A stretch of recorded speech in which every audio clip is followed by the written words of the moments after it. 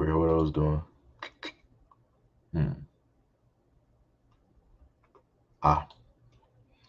Making this a little bit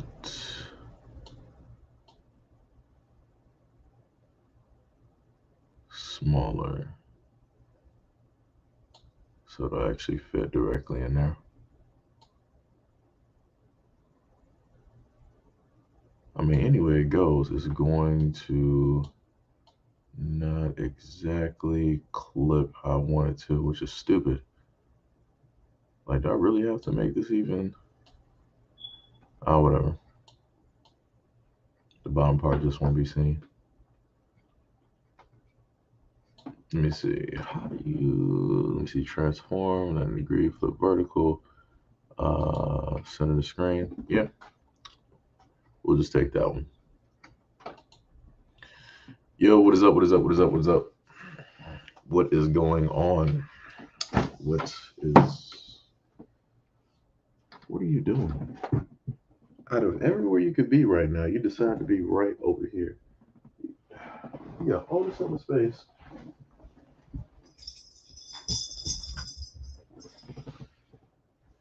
Okay. Oh my God. Really?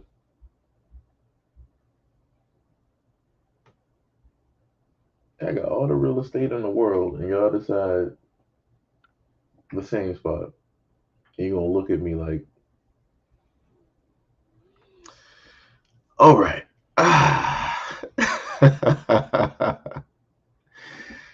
Ah, man.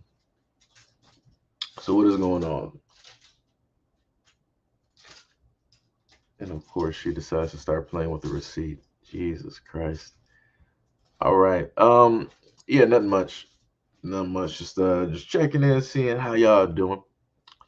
Looking at that hot shadow banning by YouTube. Um, just in case if people don't actually understand what that is basically when YouTube decides that they don't want to really promote your content and they don't want to, really, push it to your subscribers. Now,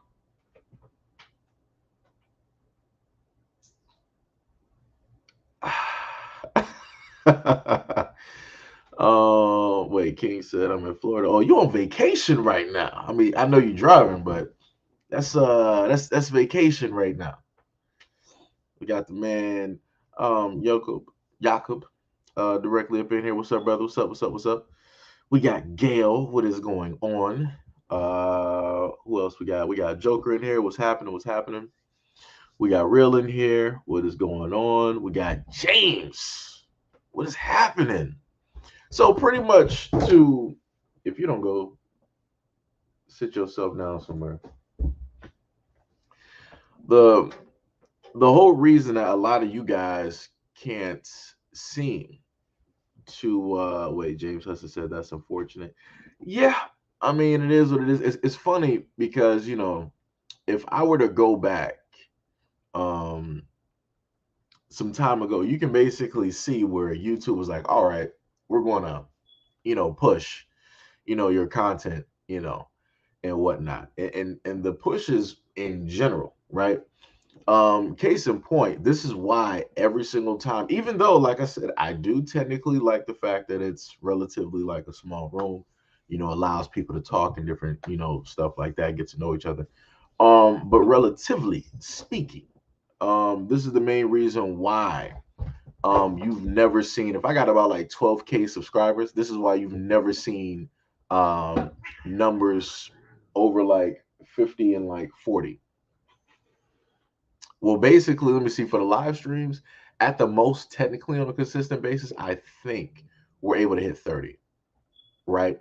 But this is why, because YouTube decides that, we're not really going to push the content. And that means that they're not going to push it to both the subscribers and they're not going to push it directly to, um, like the rest of YouTube for whatever reason.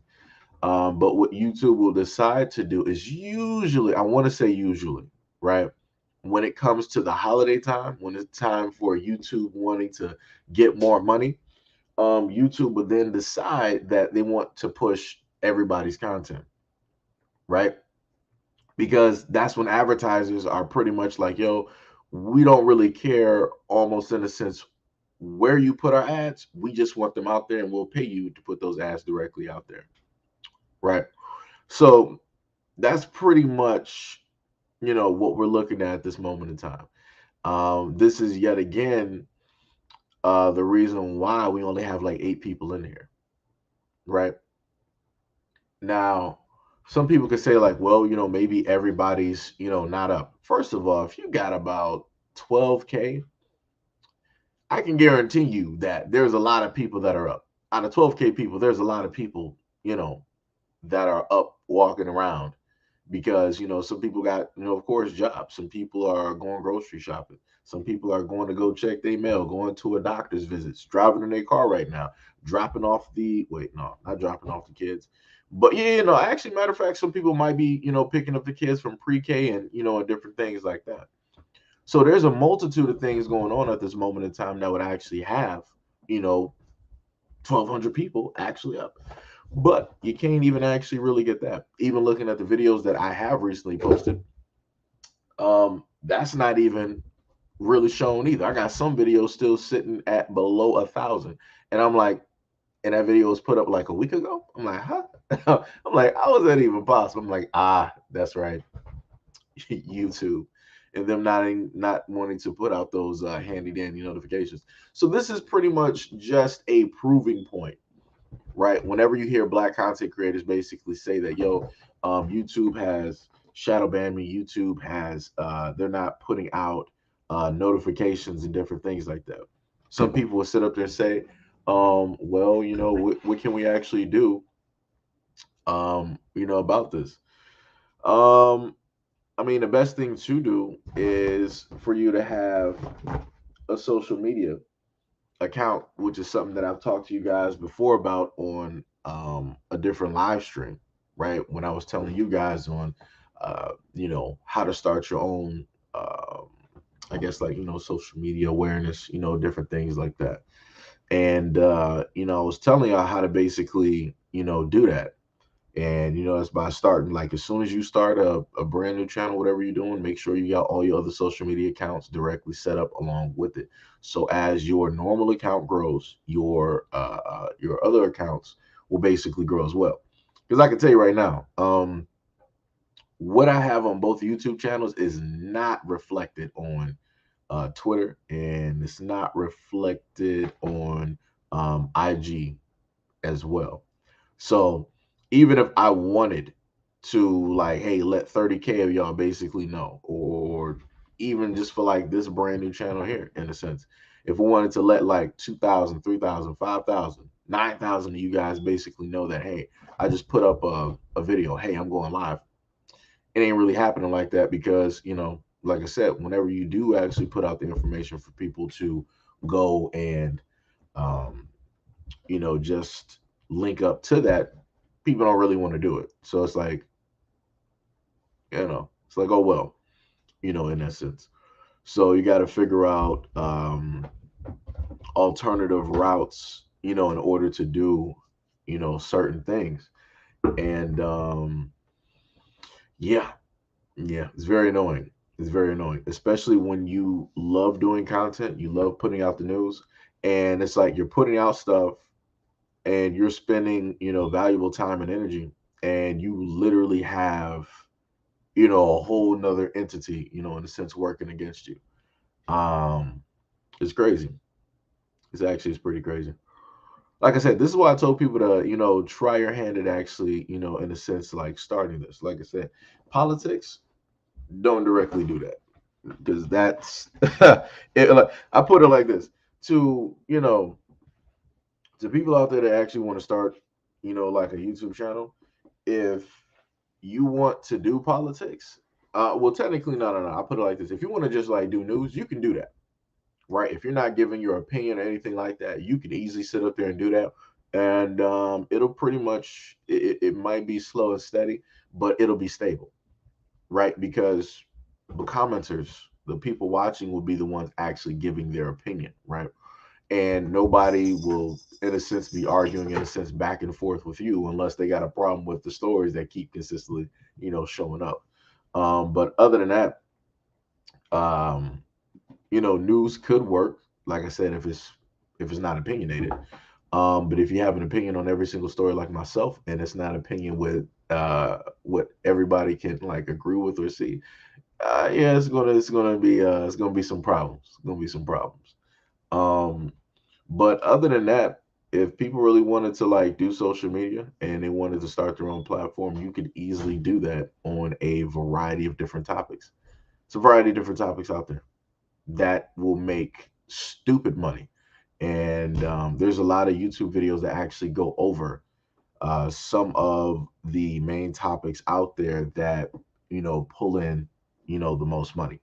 Where some of these people are bringing in hundreds of thousands, if not millions of dollars, a year, or even just even for the extent of like $100,000 just off of a simple topic dealing, let's say, with like law or dealing with cooking, makeup, talking about sports or whatever it is, financial gains, stuff like that, stocks and trading.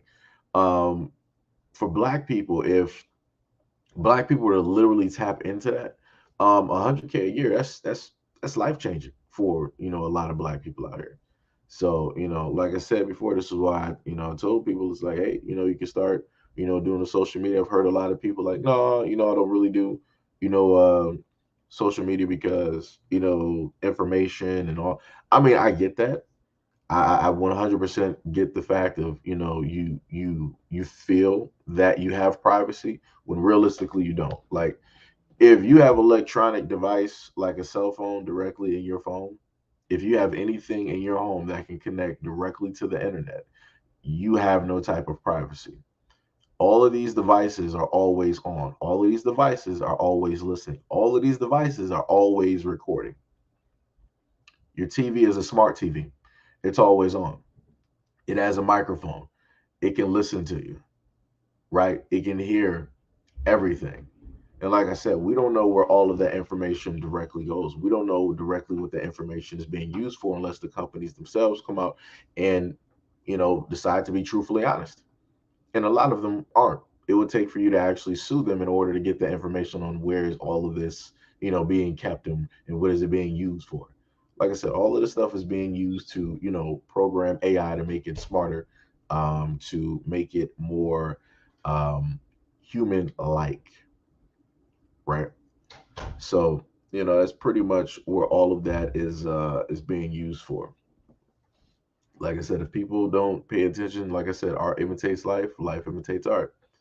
You could there's a lot of different movies out there that will showcase that directly to you. And that's not even on being a conspiracy theorist or anything like that. It's just simple math. Different things like that. um Jakob said, bro, you ain't lying. I would have to literally go to your channel to find out that you've dropped something or on live. These doubles almost cannot surprise me anymore. Yeah, yeah, yeah, I believe it. I 100% believe it. Um, Let me see. Ben said you can set up an email list to notify people when you have a live or a new video upload. Oh, you know what? That's a very good one right there. Now this will be the issue. Now to ban, if you don't get done, ma'am, no you don't. You can. All right, that's great. All right, you're very beautiful. Yeah, I need you to get down. All right,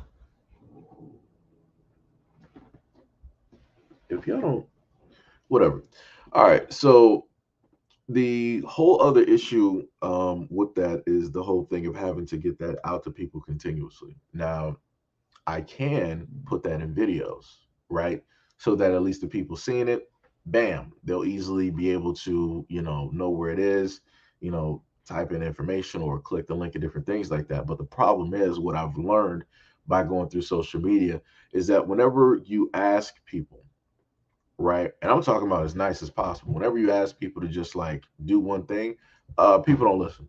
People don't want to actually do it, right? It's like when you go to Facebook and you tell everybody in your friends list, it's like, yo, like this, like this post, da da da da, and you'll get like 5 people to like a post, right? But then the same people that you told, like, yo, come through, like this post real quick, they'll be sitting up there liking a whole bunch of like other stuff that has nothing to do with nothing. And that stuff will be already having like 21,000 likes. And they just like added that like directly to it. I'm like, it's that difficult to throw a like up there to just like flex like the thumb into like just hit like a pre-programmed, little thing directly on the page. I'm like, damn, all right, well, I guess I guess it's that difficult out here. You know. But I guess carpal tunnel arthritis, I guess it's real out here, using these phones. No. I'm just trying to figure out some stuff. Um, but yeah, it's crazy. It's pretty crazy. Wait a minute. The Jelmo, what is up? What is up? What is up? Said Peace said did you read about the black content creators on YouTube on a bias algorithm? Yeah, I did. Well, at least I read the article before I started this live. I read about that article, I think from 2020. And I was also reading the True American comments that are directly underneath that article. And how a lot of them were like saying it was a farce and all this other stuff. I'm like, yeah, it is to you because you don't, y'all the ones doing it. So of course the ones that are, calling black people liars are the main ones in control of it. The greatest trick the devil ever played was to have the world believe that he didn't exist. So of course you want to be, trying to call. If you don't get down, ma'am, up off of this couch, thank you. So it's like it's amazing, for them to want to feel as though that they're calling something out. And it's like on top of that, it's like it's amazing how y'all always want to give, opinions on black topics, on things that black people are going through. It's very amazing, to always see that. Um, it's ridiculous. It is ridiculous, at this moment in time. So, oh no, I do not know, but it's work in progress. And hopefully the lawsuit goes great. That'd be awesome. If they win that lawsuit, that'd be great. But like somebody did say, out of all of those True American comments, the one thing that I did agree with, which one person stated, they were like, at least Twitter will let you know if you've been shadow banned. Like there's no ifs, ands, or buts about it. But it's like when it comes to YouTube, Facebook, IG, and all these other platforms, um, you have to try to decipher the Da Vinci Code for yourself, right? There's no real way, in a sense, to 100% prove it, right? Because when it comes to YouTube, people will be like, well, maybe your content sucks. I'm like, so what changed from a week or two ago to now? That if it's the exact same content, what would change? Well, if y'all don't stop acting stupid, let's try like actually getting down. Thank you. Um, and then they'll move on to maybe it's the thumbnails, maybe it's this, maybe it's that. It'll come down to like all of these excuses and these magical variables that people want to basically throw up that don't even know what it is that they're even talking about, to try to explain away the fact that yeah, black content creators do get shadow banned, right? And then some other people will be like, well, it's not just black content creators. There's I don't care about other content creators. To be honest, I'm not, because more than likely those other content creators are way more successful, have a way larger subscriber base, and that is due in part by YouTube allowing their content to flourish and be out there on YouTube and a variety of other things. And it's like, yeah, more than likely they're true Americans. They're a part of the global minority who is the majority when it comes to the United States of America, right? So, it's completely fine and dandy. Now, this is the other thing I will say, right? You'll have some other black content creators that will sit up there and say, more than likely that, they've never seen a YouTube shadow ban or anything like that, right? Now, those black content creators are usually batting for the other side, right? Um, and I'm not meaning the other side. I mean the other side. I mean the white side. So, they'll put out a lot of content that is pretty much against, like, if black people have any type of a movement, or we're speaking out against a variety of things, that's taking place, they'll be the first ones to basically be like, oh, black people are just this, and right, they'll be that, little talking puppet hand, right, that white people can basically go to and use to basically showcase, like, oh, well, you're saying that this exists, but this black man and this black woman are saying that it doesn't exist, and look at their content, look at how it's flourishing, look at their subscriber base, and da da da da, right? They always have, those types of black people, right, that can always say that they can always use and go to. And a lot of those black people, they know exactly what they're doing, and they're playing the game, right? They'll have their other, you know, relationships, um, you know, and they'll have a whole bunch of talking points. And especially if it deals with black people and police, they'll be the main and the first ones to show up and to start to say, nope, everything was justified. Well, if black people, if this black person would have just, complied, it wouldn't have happened. It wouldn't have happened. They'll be the first ones. And then white people are like, oh, yeah, kudos to you, brother. I would buy this man a beer for, honestly telling the truth, because, the Democrats are, the main ones passing this race farce when we all know that everybody is American, right? Hold on. Because they always want to. I've seen this even underneath some of the shorts that I've done, right? Where I've had white people roll up and they've literally stated that everybody is American, when that is just not the case, right? Let me just give you, and this is from the 1828 Webster's, right? Because I have to like re-educate. Just gotta put that back. I might just make a short about this, right? So this is the definition of American, right? American, number one, pertaining to America. Number two, American, as a noun, means a native of America. Last time I checked, if you are a pilgrim, if you are a pagan, if you are of European descent, you are not a native of anywhere. let's just let's just be certain about that. Let's just be real about that, right? So it says a native of America, originally applied to the Aboriginals. If anybody knows about Aboriginal people, they are usually people who are brown, who are copper complected, bronze, who are highly melanated. Nowhere in there does it state that it is anybody that is translucent, anybody that is a sun dodger, anybody who does not really have the protection to protect them from the sun, right? AKA vampires, right?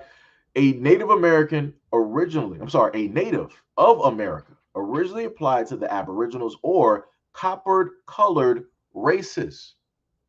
They said races, plural, which means more than one, right? And but it now is applied to the descendants of Europeans born in America. So, going by your own definition from 1828, actually everybody is not an American. Only the Aboriginals, the coppered colored indigenous peoples, are the real Americans on this continent of stolen land, which are not reflective of you. So obviously somebody's lying. And I'm pretty sure it's not this book that I have directly in my hand. And this is the main thing that I talk about all the time when it comes to a lot of the lies that they like to tell. right? So no, everybody is not American. Let's just be real about that. Everybody's not. Like I said, if anybody wants to argue with that, go argue with the Webster's Dictionary. I'm not using anything that's up to date where they've decided to switch the lingo around, in order to make people happy. I'm not doing that. Like I said, I'll go back to where the original truth was. I'll go back to the older books where they were a bit more honest because they would hide everything from black people in books. So it's like, hey, we can be as honest as we want to be because it's amongst us. Well, not anymore. Not anymore. You know. Let me see. Sunstar said black content creators that sell out are free from censorship. This is bars. This is that's 100% bars. That is. Ain't pretty much ain't that going. You know what? And this is the funny thing about that is right. And this is when I talk about why black people need to support black people, right? Because if you would actually have more black people supporting black people, you would not have so many of these quote unquote um, black content creators deciding that they want to start some white talking points, right? And they wouldn't be so quick to basically jump on that whole bandwagon because they would actually get support from us. Even if, right? Even if it was stuff that we 100% disagree with, right? It's like, hey, we still might have a section of black people that might agree with it. So they'll still have that, black support, and they wouldn't be depending on money from any other group, right? And different things. Like I said before, for me, I'm not expecting 1000% of black people to automatically, agree with race and the system and different things like that. I'm not 100% expecting people to sit up there and agree with that because I know that that does not make sense. That's not a real, type of thing that will legitimately happen. Well, at least with black people, right? It would probably happen with other groups of people, right? Because if you go to other nationalities, even if they disagree, they're like, yo, we're playing for the home team. So even if we disagree or not, your talking points might be vastly different. It's like at the end of the day, it's like if we don't make it, I'm sorry, if you don't make it, we all don't make it. And that's how they sit up there and look at it. Like I said, we can say whatever we want about the Asian community.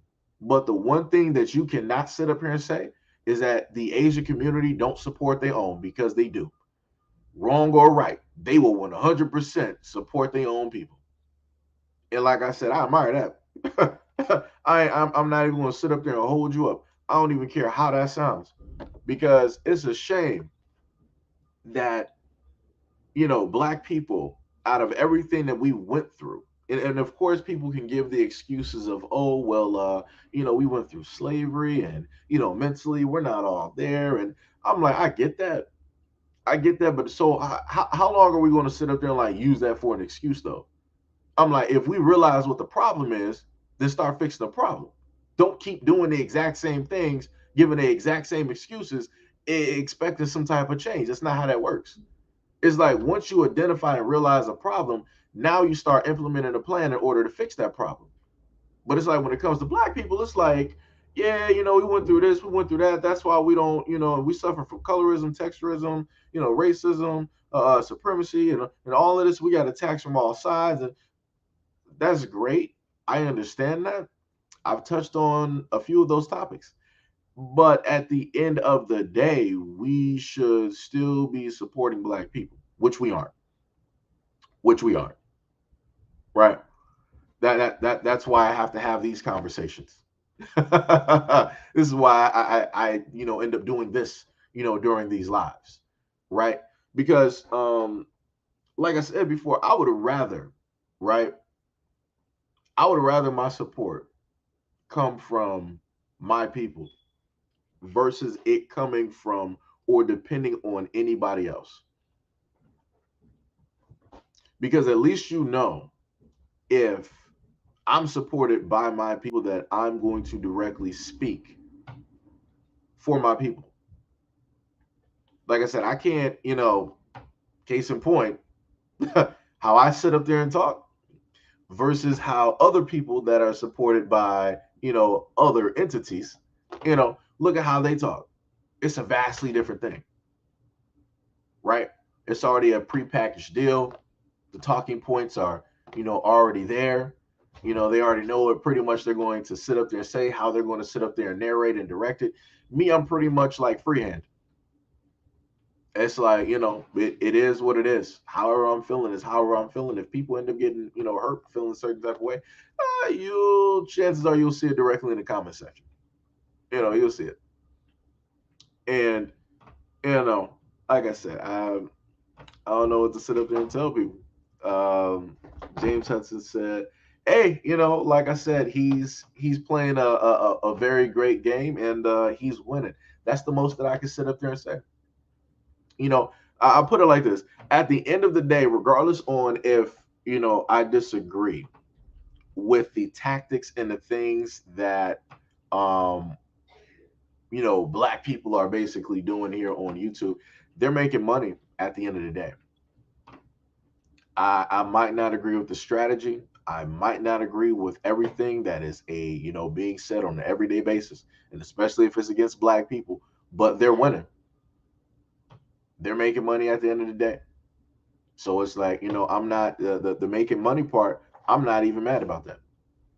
I'm not even mad about that because as I told you guys before, the main thing I wanted black people to do is win. Like I've told people that no matter like who it is, like I told my friends that like I'm like, yo, I don't care if you start a social media platform or whatever it is, and whatever you're doing is way popular than mine. Like, yo, as long as you win it at the end of the day, that's all I care about. As long as it's like alleviating you from, stressing out about bills and, all this like other type of stuff, that's all I care about. If you are winning, that's it. You know? Because like I said before, for me, I can't control what other black people want to sit up there and decide to talk about and how specifically they want to go about topics and different things like that. Um, James says, Seji, have you ever thought of starting a charter school to educate and empower our black youth? Um, there's a lot of things I would like to actually do. Financially, I am not in any type of place, any type of place to even fathom starting up a school. Like I said, I can barely get support as it is, right? So it's like me wanting to start a school for black kids. Yeah, that would be an uphill battle because I can already hear the greater majority of black people sitting up there saying that's great. Let me know when it works. Other ones will sit up there and say, that's great, but I need to see where this money is going. And then other black people are going to be like, okay. No, in all three of those sections, nobody's saying like, all right, how can I help? What can I do? How can I benefit, this cause? Right? This is pretty much why I, in a sense, stick to just doing stuff like myself. Because it's like, whenever you want to happen to, start something or do something, you already know, even like just think about it. Even talking amongst your own friends and your own family, how many of them, if you got this great, splendid, awesome idea, right? How many of them actually are like, yo, man, all right, let's do it. Like, all right, tell me what I need to do. How can I, benefit that? Like, how can we, sit up there and do that's not the language that people use. In the back of their mind, whenever you tell them an idea, they're thinking like, all right, so how is this benefiting me? How am I going to make money from this? How is this going to help me out? Like, that's the whole thing, right? So you're coming up with the idea, and the other person is like, all right, it's great and all, but how am I making money from this? It's great and all, but if I'm spending my time, like, how is it beneficial, to me? How is it going to make me a millionaire, a billionaire? Like, I don't see the positive end result for me, right? When it should be a we type of thing. So, like I said before, a lot of ideas are great, and I have a lot, but knowing the fact that, um, black people would, in a sense, could be the greatest help, but would also be the greatest downfall. It sucks, and it makes you not want to, in a sense, even try to do a lot of things because you want to do stuff for your people, but your people don't really want you to do stuff for them. They're like, I can do it myself. And case in point, let's look at the school system, right? Let's look at when they took sex education directly out of the schools, because I remember when I was in school, public school, and a lot of parents were like, well, I don't want my kids going to sex education because I can teach them. I don't want anybody else teaching my kids about sex. I'll do it myself. So if you did it yourself, why are your kids pregnant? Why is your daughter on, like, her third or fourth and she's barely out of high school? Why is your son still running amok and, getting random girls pregnant? So much for teaching about sex education at home, huh? Right. Right. You should have gave it to the people who actually had the time and the patience to actually deal with any and all questions. See, I can agree with certain things, and then this is when I got to disagree with a lot of parents. You have kids that have a lot of questions, and the main people that are going to be honest with kids and this is going to just like answer these questions is going to be strangers. To be all honest, it's going to be strangers. This is why kids go to the internet to ask questions, because if they decide to, girl, I need you to go down because you staring at me. If you decide that, if a child decides that they want to ask their kid, I mean, I'm sorry, if a child decides that they want to ask their parents, right, any type of questions about sex, right, then the parents are going to be like, oh, well, I don't feel that you're really, ready for that conversation or ready for that answer, or I don't like where this is exactly going. And right, parents want to start getting uncomfortable, right, because they don't want to talk about it, which then ends up allowing the kid to be ignorant of certain things. So then this is when the kids start going to, videos online. This is when they start, looking at a variety of things because you aren't adult enough to actually have a conversation about sex with your kids. This is when they start learning about sex from their peers. So, like I said, at the end result, when kids end up having kids at a very young age, chances are very great that the parents did not 100% talk to their kids about sex. And I'm talking about every single facet. I'm talking about even some of the stuff that you tried once in your life. Like I said, parents won't take it that far. They'll sit up there and be like, yeah, I remember being a kid. So it's like, oh, you remember being a kid? So, mom, tell me about your first experience when you had a threesome. Where did you get off asking me, who do you think right? And you'll have a lot of women that'll do that. They'll start getting mad. They'll start getting angry. They'll start getting frustrated. But realistically, you've done that before.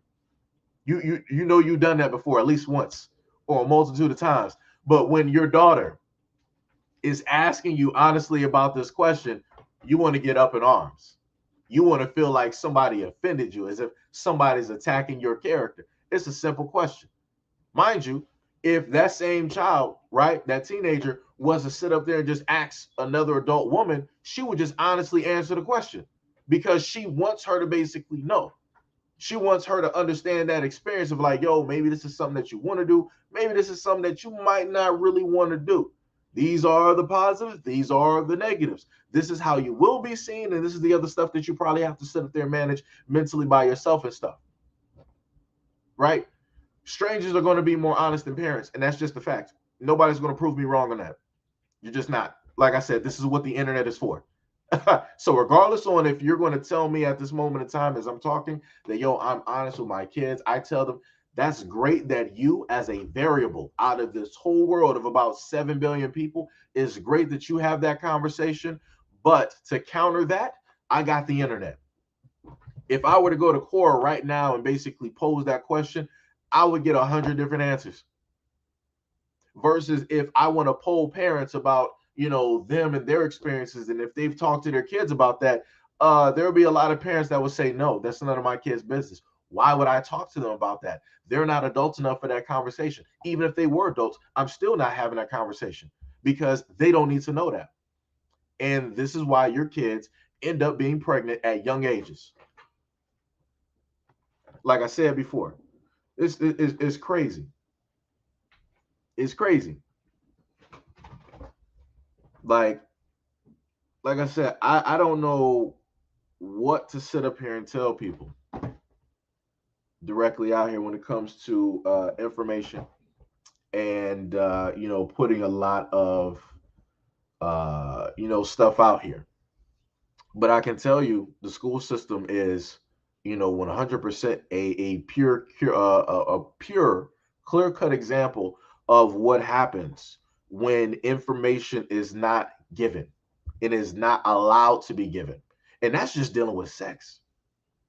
That's just dealing with normal human, reproduction and different things like that. Like I said before, that's a whole other thing.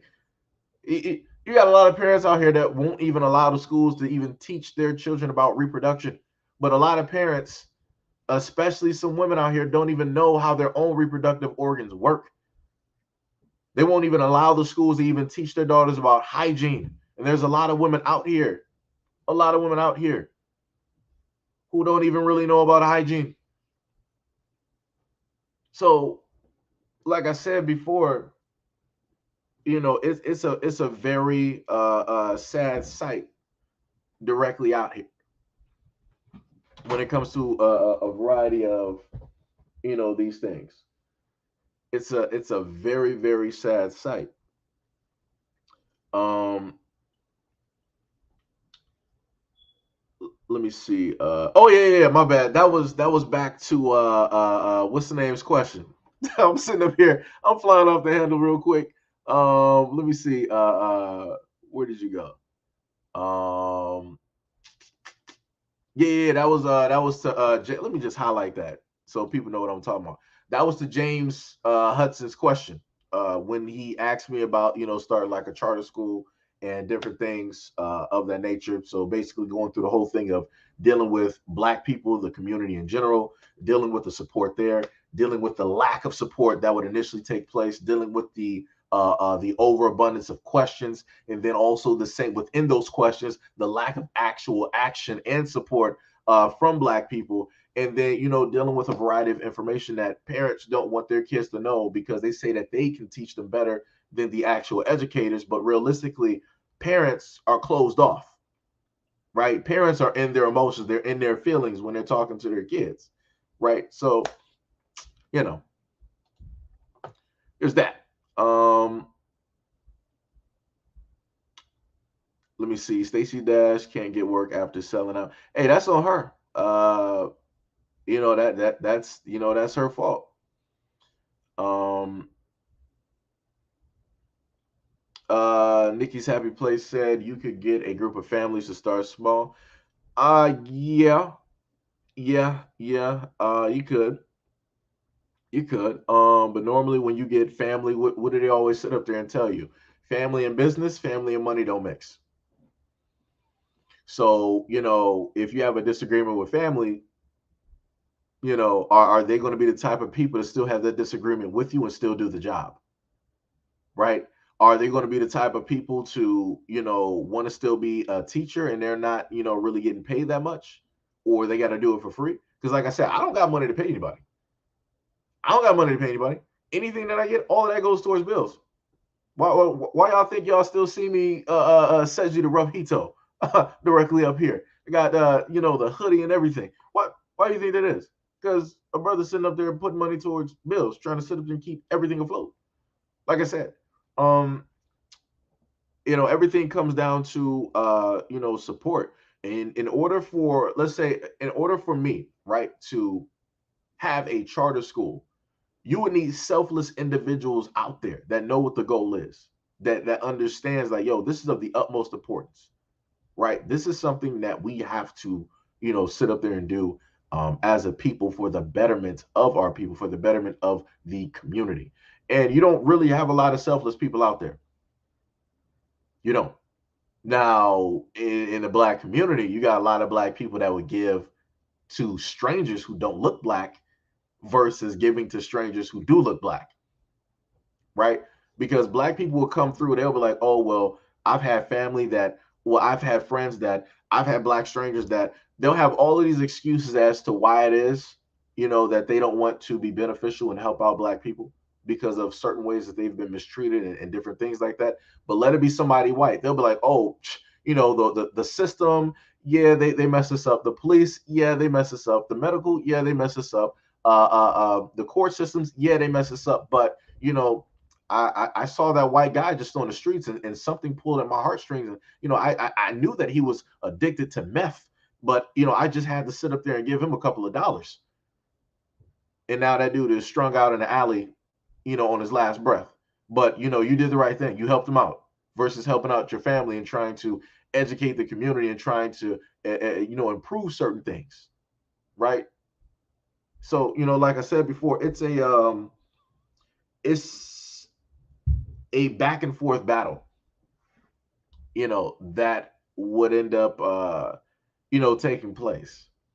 And it's like, I really don't got time for it. I don't. Like, I've seen what a lot of other people out who've been doing this for like 10, 20, whatever years, right? You got Brother Tariq, right, who got the money for the museum, which is excellent, which is great, which is beautiful. But I've read the comments on both Twitter, IG, and everywhere else where black people are like, oh, so where's that museum at? And all this other stuff, and where's the update? And all? I'm like, huh? This isn't borrowed money. This is money that people freely gave. And they initially stated, if, like I said, black people don't like to read, he initially stated on the website that, there's going to be some red tape. There's going to be a lot of things that they have to basically go through in order to, initially get everything started, right? Because they're working from their side. They're not working with, having a whole bunch of political officials and whatnot, in their pocket, greasing, all of these gears and stuff. They're working from where they're at. So they have to themselves basically have some other knowledgeable people, right? And go talk to, the government or government officials to basically get all of this cracking. And black people are just thinking that as soon as you get like $1 million, stuff is going to be built instantly. I'm like, if y'all ain't the most stupidest bunch I've ever seen in my life, that is not how things work. That is not how things work. Just because you can sit up there and go to Volvo or Mercedes, and you can just put down 30, 50 or whatever, amount of money it is to just sit up there and get an S-Class or whatever the hell it is and drive off with it. That doesn't mean that's how buildings are built. No building is built in a day, realistically, unless it's like a barn raising. But we're not dealing with that. We're dealing with a museum. This is what happens when people get spoiled on what is that, the home renovation stuff on like HGTV. We're not living in China where we got 100 million people where we can put on site to literally construct a building. No, that's not what we're doing right now. You're not going to literally get the whole black community together like, all right, we're about to put up this building, like this museum, like right now. No, please.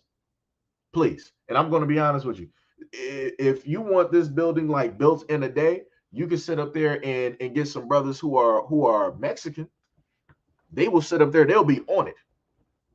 They will be on it. And I wish somebody would call me a liar. Because 9 times out of 10, every single time I look around, I'll be seeing Mexican brothers out here. They be on their job. They got their businesses going.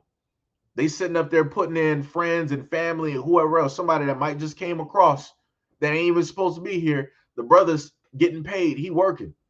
They providing for their people, for their family.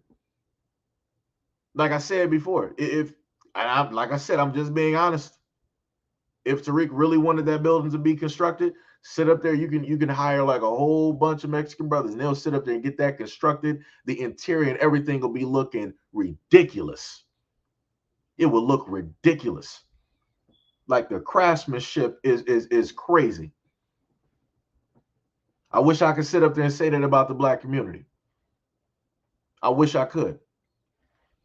Because a lot of times we don't even want to sit up there and do any work. We complain about so much stuff, but it's like, what are we really doing? Complaining. What are we really spending energy on? Complaining. What are we still doing right now? Complaining. So it's like,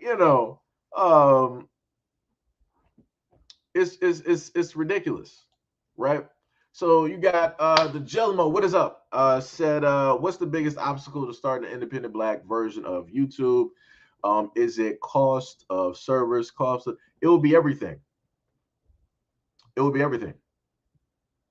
Everything. And you have a group that's in a sense trying to do that. You got Blackham, right? Who is working on doing that at this moment in time, which is a husband and wife duo. Who, matter of fact, let me see if I can get a quick image up here. Give me one second, real quick. Just hit that real quick, and let me see if they actually got the image of their. All right, so I can just do this, crop this right quick. The new logo looks dope though. Let me see, crop that. Excuse me. How many likes they got on here? 104, and they got about like 6,000. See, that's what I'm talking about. And that's what I be sitting up there telling y'all. Like, hold on, this is where is the image part here? Right here, and browse, bam. So this is blackham.com, right? And this is their new logo. They had like another logo before. I forgot. I think I remember if I still got a capture image of it. But because I was supposed to, like, I wanted to do like a video and talk about it, but a lot of stuff I held back on because I'm like, YouTube is messing up, a lot of stuff. So it's like I can't really, in a sense, give people, the type of push that I would really want to, give them. So I try to hold back on a lot of stuff so that hopefully, if stuff is working how it's supposed to be working and I put out a video, I can put that directly in front of people and, let people know exactly, what it is. But, you can go and venture to the website and you can see what it's about and, subscribe, directly to them. But yeah, they're pretty dope people, pretty awesome couple. I've talked to them, at one point before, and they are awesome, and they are very genuine in what they want to do. They want to create a black space for black people, right, where we can talk, where we can engage, like even if it's like people got in a sense maybe opposing views or whatever, it's like still it's a spot where we are, like YouTube is a spot where we are, but it's not really where we are, it's not really a home, right? It's just a common space where we just gather, but at any point in time, the police can be called. And guess what? We don't have that common space to gather, right? We'll have to sit up there and find somewhere else to, go, and different stuff like that. But yeah, it's pretty much, it's everything. It's everything. Like I said, case in point here, like if I wanted to start up my own social media platform, I don't really have the funds to do that. If even if I want to like, venture into, trying to, do that. Even if I wanted to, in a sense, monetarily, money wise, if I wanted to, support, a platform, a black platform and stuff like that. I don't even really have that because I ain't getting no support really, you know. So it's like that's where it is at this moment in time. Like everything has a cost, right? If let's say for Blackham, right? If the whole subscriber base that I have on my previous channel, if I had like 95 like thousand, let's say that was like 95,000 black people, right? If all 95,000 of those people were to each donate $1 to blackham.com, right? That would be $95,000. Right? Now, some people are like, oh, that's a lot of money. You know, what are they gonna? People donated a dollar. A dollar doesn't break anybody, literally. And the interesting part is there are other um black people who've literally said like, yo, just donate a dollar. It's pretty much, nothing. It's not going to make or break. And black people will still act stingy. They'll be like, it's still money, at the end of the day. Where is this dollar, going to? What are you going to use it for? And all of this other. I'm like, word. I'm like, McDonald's gets you for a dollar every single time they charge you for some stuff that you didn't even necessarily buy. All of these establishments get you for change all the time for stuff that you didn't even pay for. You go to the grocery store and they overcharge you on stuff that you shouldn't even been overcharged for. And they do that consistently on purpose because they know that 9 times out of 10 people are not going to check the receipt. They know that people are not going to, double back over that. So it's like, it's funny to me to literally see black people acting like, oh, a dollar. What is it? I can't really. I gotta really, bruh. You got 4 quarters somewhere around the house. Just sit up there and play high go seek. I promise you'll sit up there and start finding a dollar real quick. It'll be in some nickels. It'll be in some dimes. Maybe a couple of pennies and a few quarters. You'll be able to sit up there and add up that dollar real quick. You got a dollar directly in your car in change at this moment in time, in your purse, in your wallet, underneath your car seat, in your laundry basket. Your kids might have sat up there and stole some change from you because they like change. Like there's a dollar somewhere around your house, but you acting stingy when it comes to wanting to support black people, black content, or something positive for black people. Like I said, this is why you have a lot of black people out here who are playing on the whole other side. On the whole other side. Because there is no ifs, ands, or buts. It's either those people are going to support you or they're not going to support you. 9 times out of 10, if you talk right, those other people over there, they're going to support you. This is why you got a lot of other black people that are playing for the other side. Because, like I said, they're doing a whole money game. Like I said, I used to sit up there and get mad at it, but now I understand it. I get it. I see it. I don't necessarily, 100% agree, but it's like, yo, you getting money, you able to feed your family, support your family.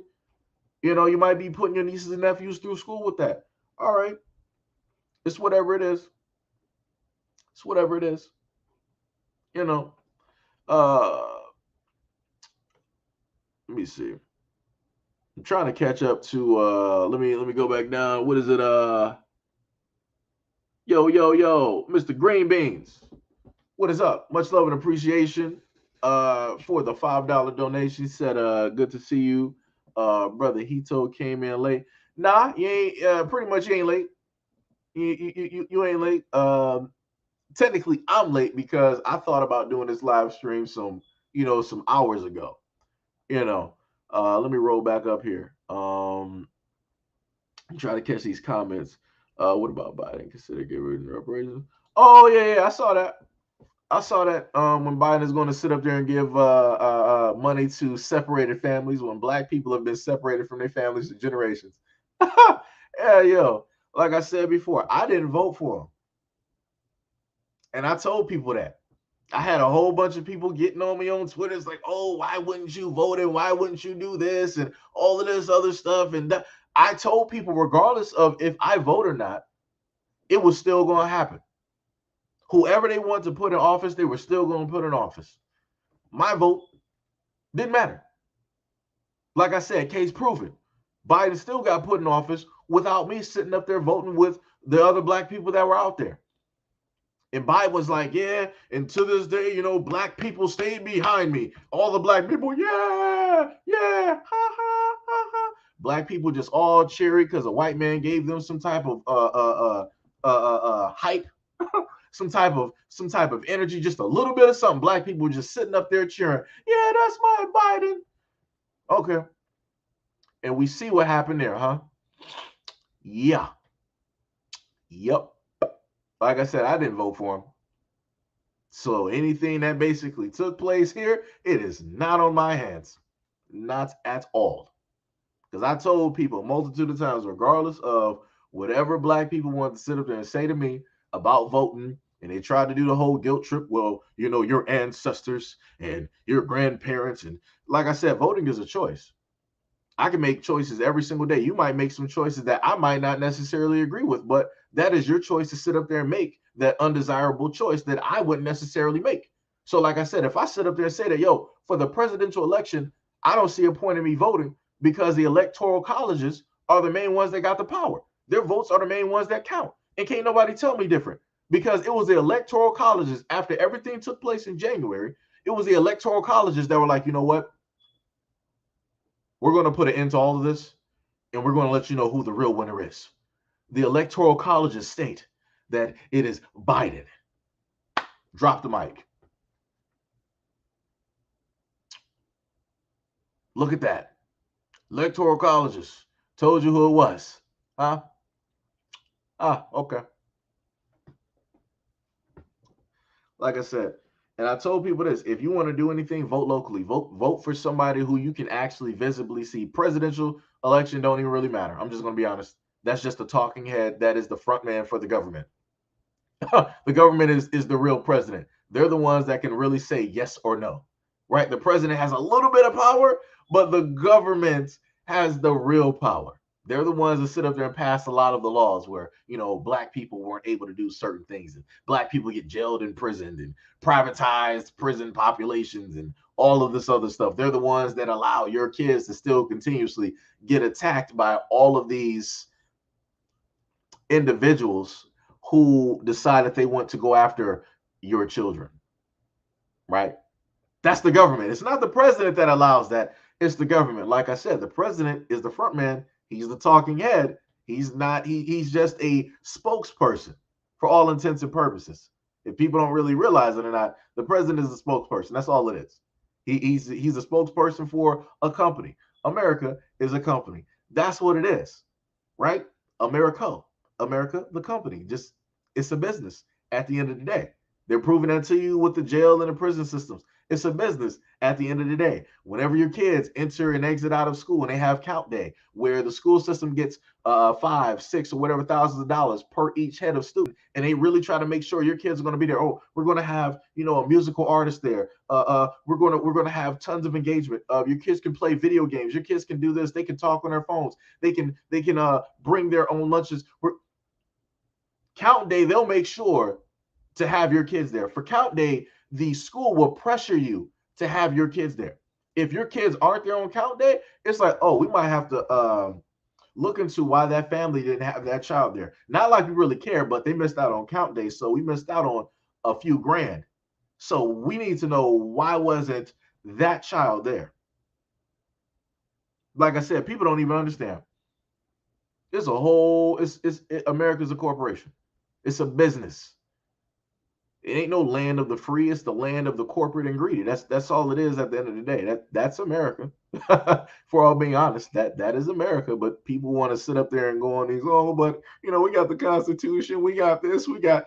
That's a piece of paper that they can burn up. It's great that you memorized it. You know exactly what it is, and your forefathers and everything fall for that. But it's a piece of paper. If an asteroid were to basically land on the United States and basically pretty much wipe all of this clean, and then people basically came back on here, do you really think that people are going to be talking about the Constitution? No. If the whole population, basically human population, got wiped out along with all of the books and everything like that, do you really think that people are going to come together and start talking about the Bible, God, and Jesus? No, they're going to be talking about whatever they just thought about within the recent time period. And it's like people don't pay attention and even think about any of this stuff because what's important is the stuff right now. What's important is the stuff that you can see directly in front of you, not the stuff that's beyond what you can see, but the stuff that's directly in front of you, because that's the only stuff that's really digestible. So, anyways, I think I went past the whole Biden thing, but yeah, that's pretty much the whole Biden thing. Like I said, I don't know what to tell black people on that. It's that's whoo, good luck. Like I said, and people think that black people are gonna get reparations from the government. Every other group of people have been getting money, but black people. They'll be like, no, we gave black people money. It's called the stimulus. No, no, no, no, no, no. The Asian community got $50 million. The Jewish community still gets money, even though America had nothing to do with the Holocaust. Native Americans got land and they got money. Slave owners, slave masters. I'm sorry. They got money for slaves that were injured, couldn't work, or slaves that they killed. Black people haven't gotten money for anything. You just recently had a black family that got land back that was stolen from them by the Californian government, and it's not even fully returned yet.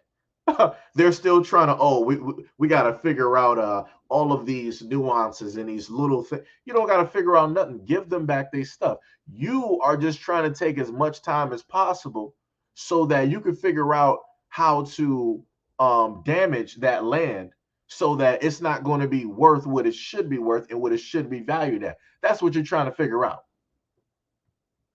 Like I said, normally if property is stolen, it's returned back to the family, right? It's returned back to that country. But I forgot, you're dealing with Europeans here. So if you go to Great Britain and they stole some stuff from Africa, or they got some Hawaiian artifacts or whatnot or whatever, they're going to be like, oh, but this has been here so long and we didn't have anything to do with it being stolen. That was at a whole different time.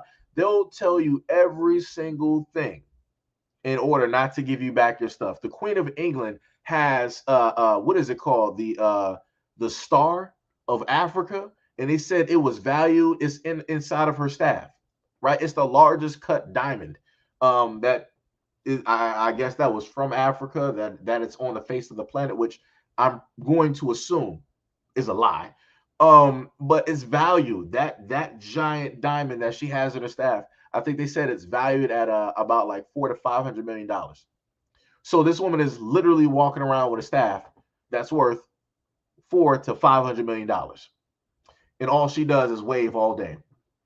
And this is, girl, I need you to get down. And this is something that they stole from Africa. Think about that. Think about that.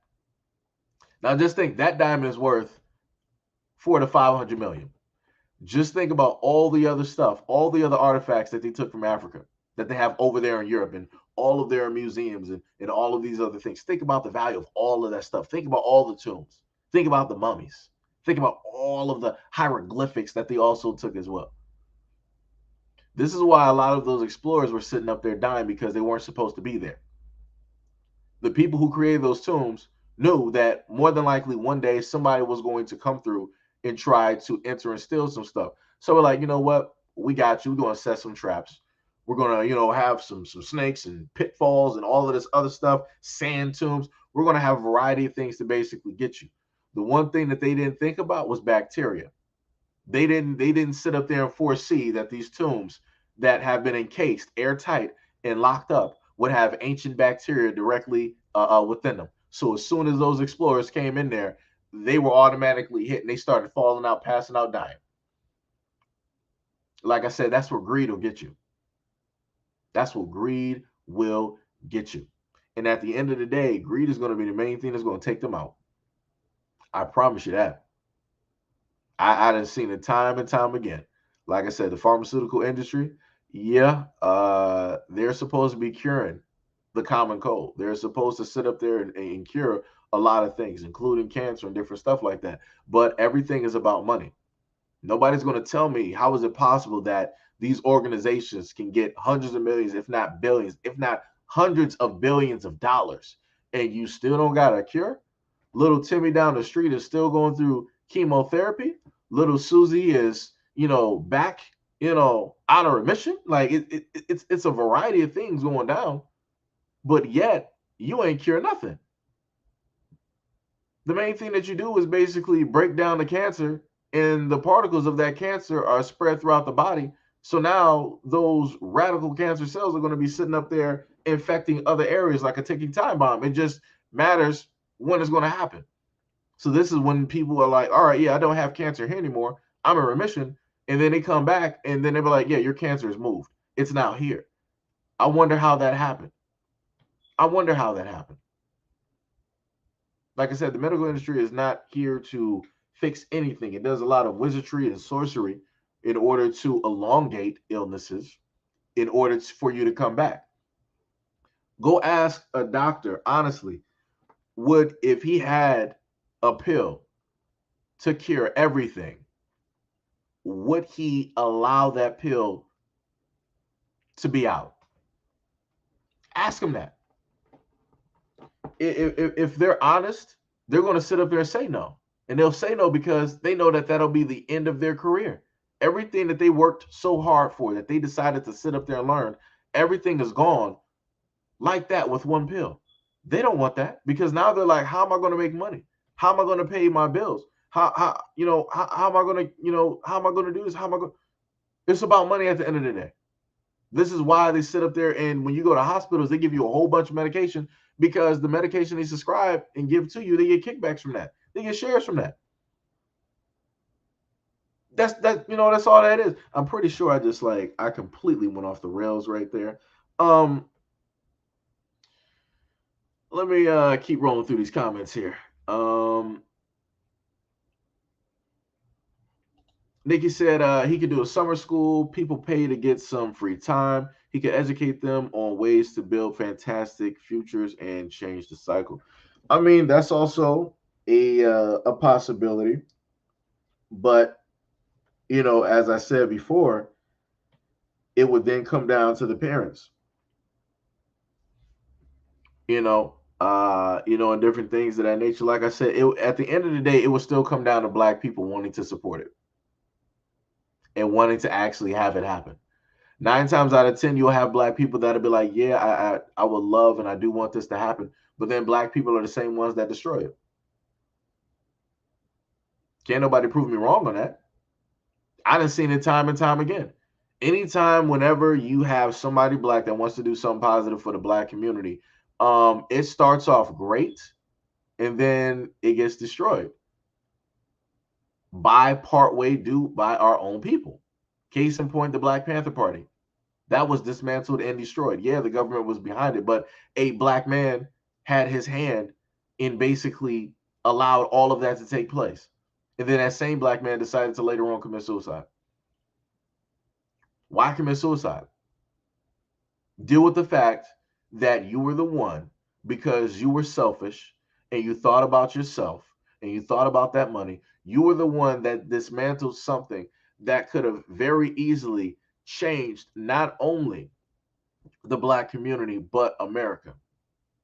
You did that. Your bloodline is now a part of that. Regardless on if they had, like I said, if he has a son or a daughter, I feel sorry for him, because his blood is running directly through their veins. And that is the blood of a traitor. That is the blood of a person who was as destructive as possible in more ways than one. I would actually go as far to say he was more destructive as the white government individuals who enlisted him. He was more destructive than them. All they did was give him the tools. That's it. This was him naturally. This is what he decided to do. This is what he wanted to do. He got all of them slaughtered. One Black man. So if I look at that, and then I think about me wanting to start a school or different things like that, I have to play that in the back of my mind and think about what ifs.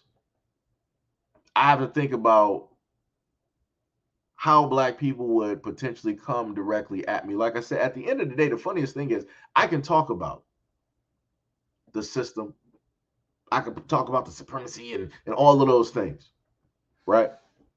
But if I realistically wanted to start something and I was successful at it, the main hate that I would actually get would be from my own people. The main issues that I would get would be from my own people. Because even if, let's say, the school was successful, right? Then Black people be like, oh, but you're not teaching this, you're not teaching that, you're not putting this in there, you're not doing that. This school isn't this, this school isn't, it'll be all that mouth. But the funny part is, I would end up, if it is a Black school, right? I would then end up having white people trying to fight their way to put their kids in there. If the school, right, how I'm imagining it, right, teaches the utmost in a lot of these kids who graduate from the school, you got like a 98% or 99%, graduation rate. And then a lot of these kids go on to like better schools and highly successful.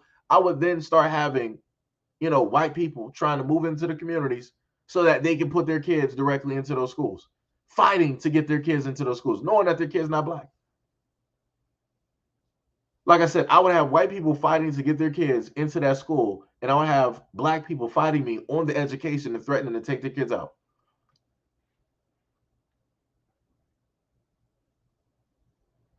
Look at that. So, you know, um,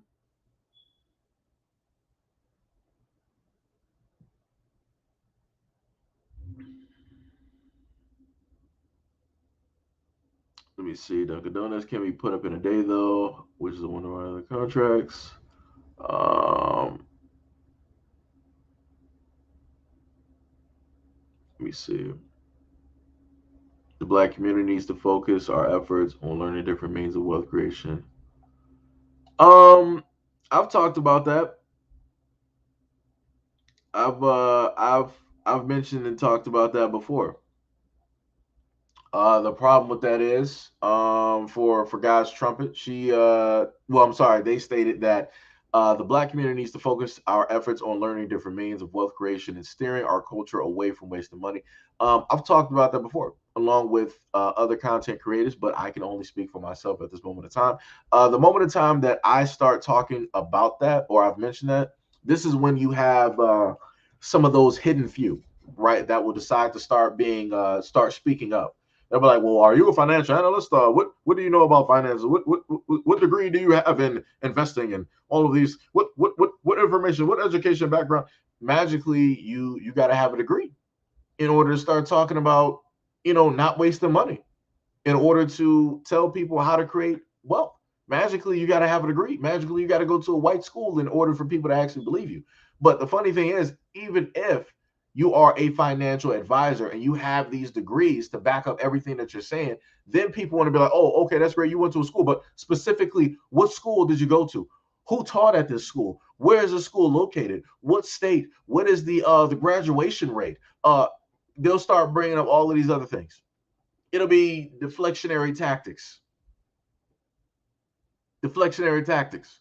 Like I said, this is why, like, every now and again, I might mention something about cryptocurrency.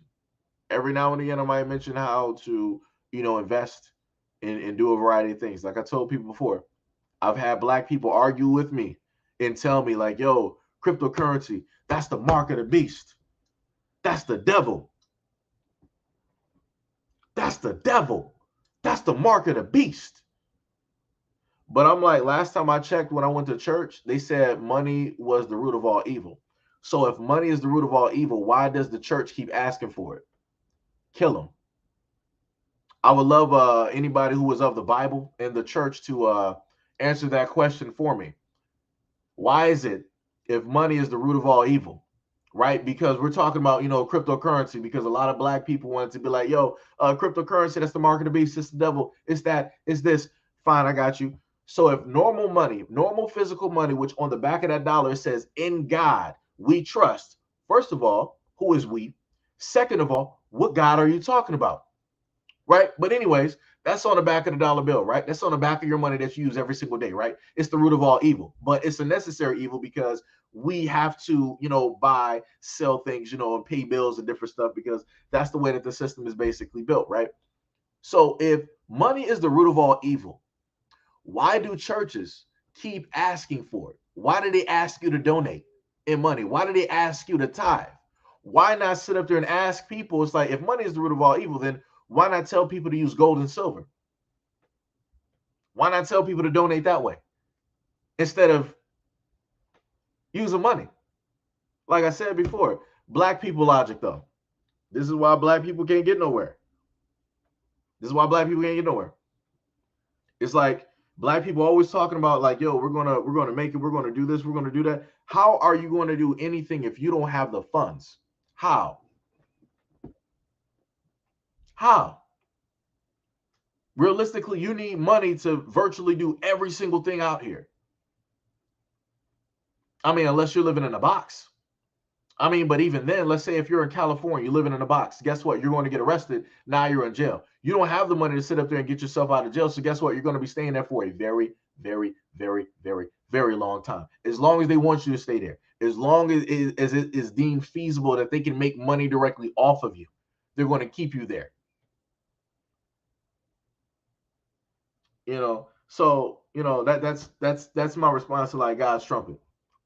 Black people always want to sit up there and say cryptocurrency this and cryptocurrency is bad and cryptocurrency and it's the mark of the beast, it's the devil, it's the antichrist, and it's all this other stuff. Then get rid of, burn up all of the money in your account, burn up all the money in your wallet, and then burn up every single thing that you sat up there and used that you've used money for to buy. You're not going to do it though, because if money is the root of all evil, right? If money is the devil, then everything that you've used that money with is tainted with evil.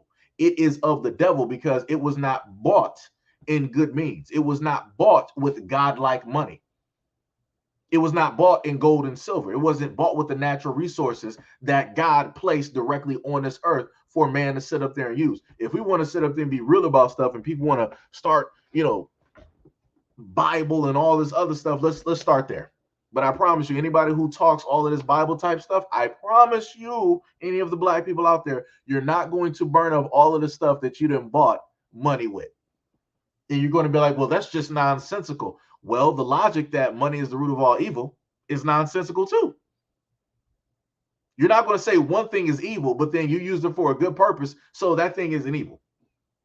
If one thing is tainted, everything is tainted. If I have a bacteria on my hand that could potentially take out a population and I just start touching everything, guess what? Everything is tainted. It's not just my hand is tainted. Everything is tainted because I touched it. So your money buying certain things, buying certain items like these books and everything is tainted. Let's just be real. But people don't want to take it that far because they know what that means.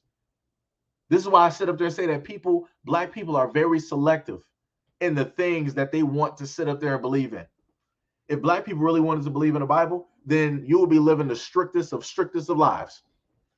All of this stuff that we're doing on social media, you wouldn't be sitting up there doing. All of the gossiping you're doing, you wouldn't be doing. All of the sex that you having and talking about, you wouldn't be doing. All the masturbation you're doing, you wouldn't be sitting up there doing. All the kids you would be having, realistically, you wouldn't be sitting up there doing. All of the possessions that you have, you wouldn't be doing. All of the food that you have, you wouldn't be doing. All of the land that you have, more than likely, you wouldn't have that either. All of the stuff that you enjoy in life, you wouldn't be doing. But like I said before, people want to pick and choose what they believe and what they choose to follow. So this is why I don't technically really talk about money and different stuff like that, because black people are going to do whatever they want to sit up there and do at the end of the day. And that's just being honest. Black people are going to do what they want to do at the end of the day. So God's trumpet said, help each other, build wealth, education, and issues with police and politics will get better as we grow in wealth. Technically, the funny thing is we don't even need wealth in order to build up to dive into politics or to deal with the police. We can literally police our own neighborhoods, and I've stated this before. We have enough black people. I feel that we have enough black people out there that could form a group that would police the neighborhoods in black areas. Because like I said before, the main thing that a lot of individuals who are up to no good, the main thing that they don't like groups. They like to prey on individuals who are, in a sense, by themselves or in very, very small groups where they deem them to be attractive enough and weak enough that they can do whatever it is that they want to do. One man who is trying to who likes to hold up, an old granny, at the bus stop for her bag of nickels, he's not going to be trying to hold up a group of 50 people. It ain't happening, because you're going to have a nice majority out of that group of 50 that's going to be like, yo, you see these numbers, right? And you do understand if you miss, we going to get you, right? It's going to be like that. But like I said before, you got to have people within the mentality of like, yo, it's either all in or it's not. We don't realistically have enough black people that's like that. We have enough black people to basically complain about a lot of things that's going on, but we don't have enough black people that's like, yo, I'm all in. Because people will be like, well, I got kids, well, I got a husband, well, I got a wife, I got a daughter, I got a cat, I got a dog, I got this, I got to pay bills, I got a lease, I got a mortgage, I got to. I'm like, all right, magically everybody's working right now, okay. Magically everybody's in college right now, okay. Magically everybody's married with kids right now, okay. Magically everybody has a whole bunch of responsibilities right now, okay. Like I said, leave it up to black people. Leave it up to black people. Black people will come up with the perfect response and the perfect excuses, given the moments. Given the moments, like it's comical. Like it is 100% comical. Um, let me see. Let me see. Ghostwalker said if we can't do it in secret, then forget about it. They're too nosy and sabotage too much for regular stuff to work. Plus, not aiming right either. Need to learn on banks till they fold. Even if you do stuff in secret, you'll have like I promise you, like at this moment in time, um, I can decide to have a private group and I can have people in there, but who's to say that the people that's in there aren't basically, working for somebody else who, who's not relaying this information to somebody else? Or what if all of the people in there are in my group are solid, but then, they're relaying the information to, other black people? Who's to say those other black people that they know aren't relaying this information to, other people? Like I said, it don't matter how you basically go about it, you know, stuff can still sit up there and happen. It don't matter if it's within close proximity or if it's by, the outskirts, variables, whatever you want to sit up there and call it. It'll still sit up and take place. Um,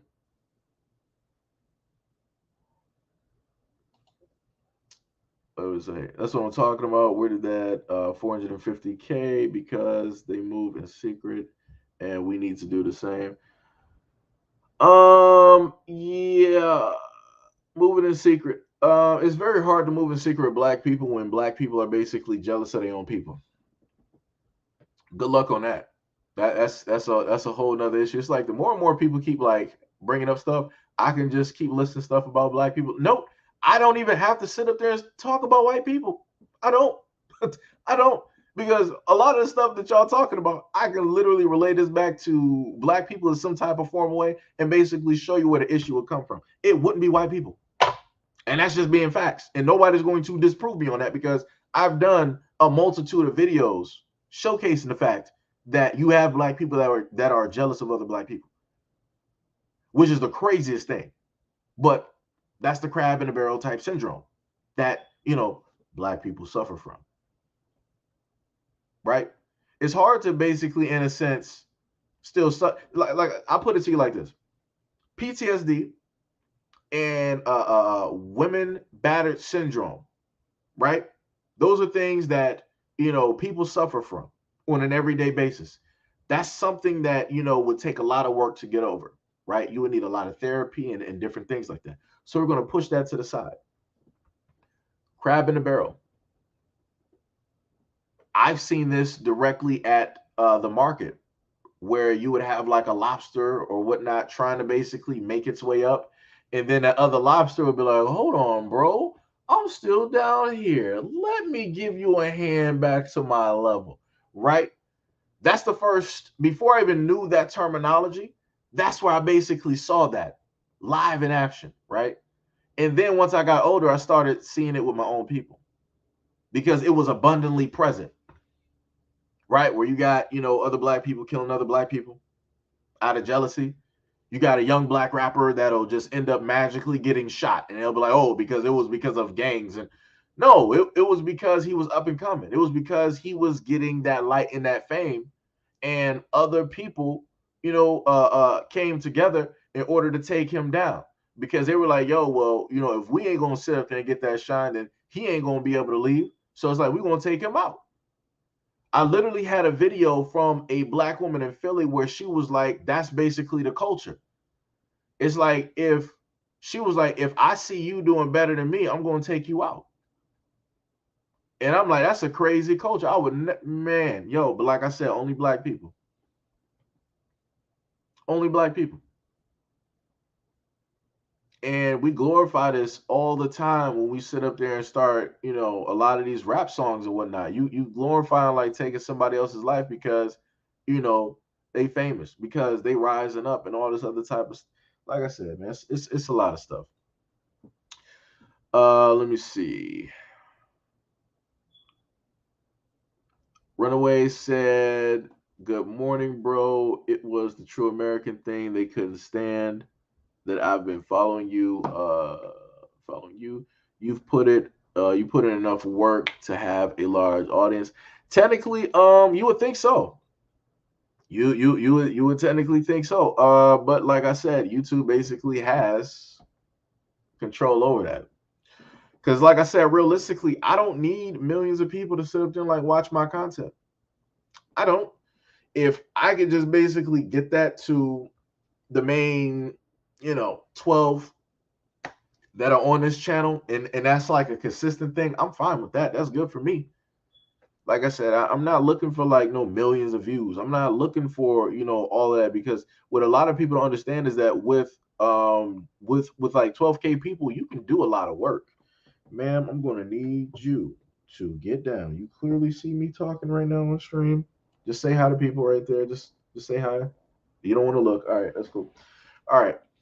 So, you know, now you want to say something. You staying on the floor. I'll tell you that. No, you don't. Oh my God. If you don't, woman, go sit somewhere. You got a whole couch right there and a blanket. Go. No, you don't. I'm clearly, man. Go sit. Go sit. Lord, I need to find one of your toys so I can throw it at you, and then you won't be focused over here. But yeah, like I was saying before, even dealing with the first platform that had about like 95, or finally they just put it up to that extra 1,000.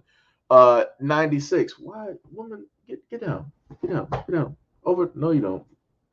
You're doing too much. Now you want to sit up there and start biting. Come on. Thank you. All right.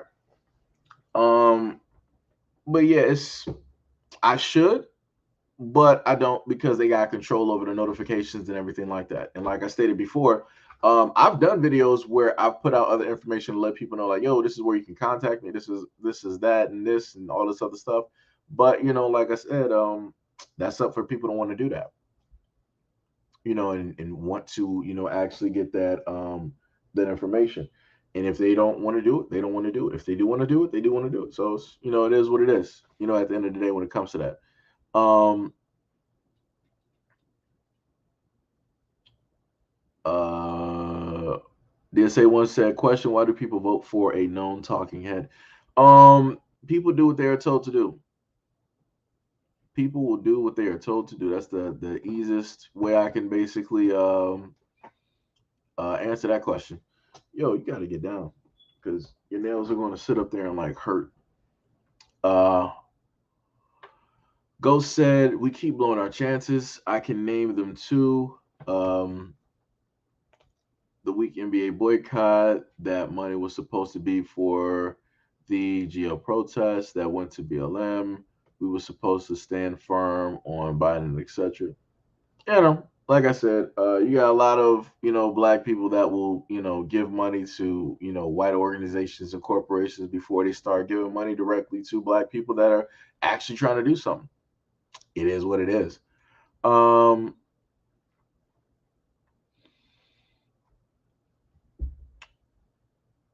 Let me see. The footage said the only time black people should talk to each other is when the engagement is productive, aiming at destroying the system of. Yeah, that's true. That's true. But even on that, it's like people agree to disagree, and all this other type of stuff, because black people are like, well, I've never, faced, what it is that, you're directly talking about, and all of this other type of stuff. So it's like, all right. Tell that to the to some of the rich ones out there. They'll be like, yo, I never faced discrimination or racism. Like I that's not where I'm from. You know, I got tons of friends that are multicultural, you know, not just black, you know. Um, oh yeah, I did a story on that too. I decided not to bring that up. I decided not to bring that up. I did that story on a previous channel where I was talking about and I've had some black women get on me about that, right? When what was it not JP Morgan? Who was it? Was it Bank of America, Goldman? I think it was Goldman Sachs or whoever that promised to basically had initiative to give I think it was like $100 million to, you know, black women and all this other type of stuff. But I'm like, and what happened with all of that money? Because I'm pretty sure all of that money did not get spent on black women. So where's the rest of that money being allocated? Right? Who is that money being given to? Because I really feel like whenever these banks and organizations say this, this is what I want people to understand, right? Whenever these organizations state that they're going to give such and such amount of money, that money is tax deductible because they can count that as like a donation. So they didn't lose nothing. They was like, all right, we're gonna put this 100 million directly out there, right? And then when taxes come and they're really not paying any taxes, they pretty much got all of that 100 million right back when they file their taxes. People don't even understand how business works. It's crazy. And then you got a lot of black women sitting up here thinking that they're doing this from the kindness of their heart. Nah, they just use you to sit up there and just like get some money back. Like they ain't lose nothing. You think that they really going to sit up there and give black women hundreds of millions of dollars for free? And then I see black women like clapping it up and being happy and ecstatic. I'm like, you don't even understand. You don't even understand. And I'm like, a lot of the ones that might have been clapping and talking about, oh, but is because, you know, black men are just jealous because they're not the ones and all this other. Chances are you're not even trying to start a business. Let's be real. Oh my god, I don't know what y'all doing. Can y'all move? Like, you know, that's the craziest part. You know, when it comes to, like I said, I've done a multitude of videos and stories, and still caught flack from black people. So, yeah, you know, it is what it is. Um, I was just thinking that they was going to go out of the way and F up the land before they give it back. Yep. It's the Bruce family and their beach. Yep. Let me see. Brother Tariq is not getting support from his black. Yeah. Brother Tariq Nasheed is not getting the support for his Black Hidden History Museum. What little help is overly scrutinized? Yeah. Because even at this point, right now, every now and again, with Tariq post some stuff, you'll start to see people start be like, "Yo, so what are you doing with the money? Where's the museum? All this other stuff." I'm like, "Are you a construction worker? Do you work in interior design? Like you're asking a lot of questions, but I don't really think, you know, you have anything to, you know, really put into the building for you to be asking a lot of these questions." I'm like, you acting like you're going to be helping to build something, and you're not. But like I said, leave it up to black people to want to start questioning stuff, but they're not going to sit up there and question white people when they check is late. I'm sorry. Let me give a better example. Black people want to question other black people about money, but when white people start questioning them like, you know, where's that money at? Why is it late? You got all the excuses in the world. You can't give a definitive answer. You can't basically, you know, give a straight answer. Why do you just want to? Okay, fine. Just stay here. Let me roll you up. If you don't get your claws out of my hand, there you go. You're good. All right. Um, like I said, it's always, you know, black people that have all of these criticisms when it comes to other black people with money, right? Always watching. It's like, yo, you know, where's that go? I donated my dollar, but I need to know because I donated that dollar. You know, what are your intentions with that daughter? Is if I'm dating, you know, your daughter, like what is your intentions, you know, with that dollar that I gave to you? Like, you know, what are you gonna do, you know, with that? You know, do you buy weed and Okay, you're gonna have to get down, sweetheart. All right, different stuff like it's crazy stuff. Y'all get what I'm saying though. If they pay us reparations, let me see. If they pay us reparations, they won't have anyone to play ball or sing or dance for them anymore, or at least not us. I mean, sort of, kind of. That's true. People will still. I mean, no, no, no. Well, really, depending on how much it is. Depending on how much it is, right? Um, that's a possibility because that would free up black people to do stuff that they've always really wanted to do, right? And we're not at that point in time where we're free enough to do the stuff that we actually want to do. We're in this whole system of debt and debts, right? It's not the whole system of like realistically making money. It's a system of debt and debt. Um, and of course, a lot of debt we're born into, which is crazy. Um, let me see. Yo, Runaway, much love and appreciation for the donation to the platform. Thank you, thank you, thank you. Let me see. Evelyn Dunlap said they paid him a whopping $300 for that. I'm not sure what we're talking about. Gail said exactly just like they won't rob these foreign stores, but let a black man open up a corner store. Yep. Yep. Yes, indeed. Yes, indeed. Yes, indeed. That is bars. Let me see. That was my first super chat ever. I rock with you, bro. Yo, like I said, much love and appreciation, man. Thank you, thank you. I get to a lot of the messages late because I try to like start from like the top and I try to like catch everybody's message and whatnot and try to at least like respond to it and go through it. So that's why it takes me a little bit longer. But again, much love and appreciation, and thank you for the support, good sir. Um, let me see. We were mentally trained to make us think that that's valid. Yeah. Okay, this is on the money part. Okay, okay. Yo, what's up, Trills? What is up, Trills? Trills said it's the greed of money. Right, right, right, right. Let me see. We really know now, but really the market beast, don't we? I mean, yeah, I'm not going to say anything. I let everybody, figure, research and do stuff. Um,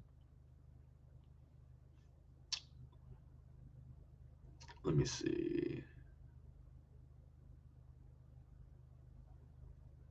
Yeah, this is bars.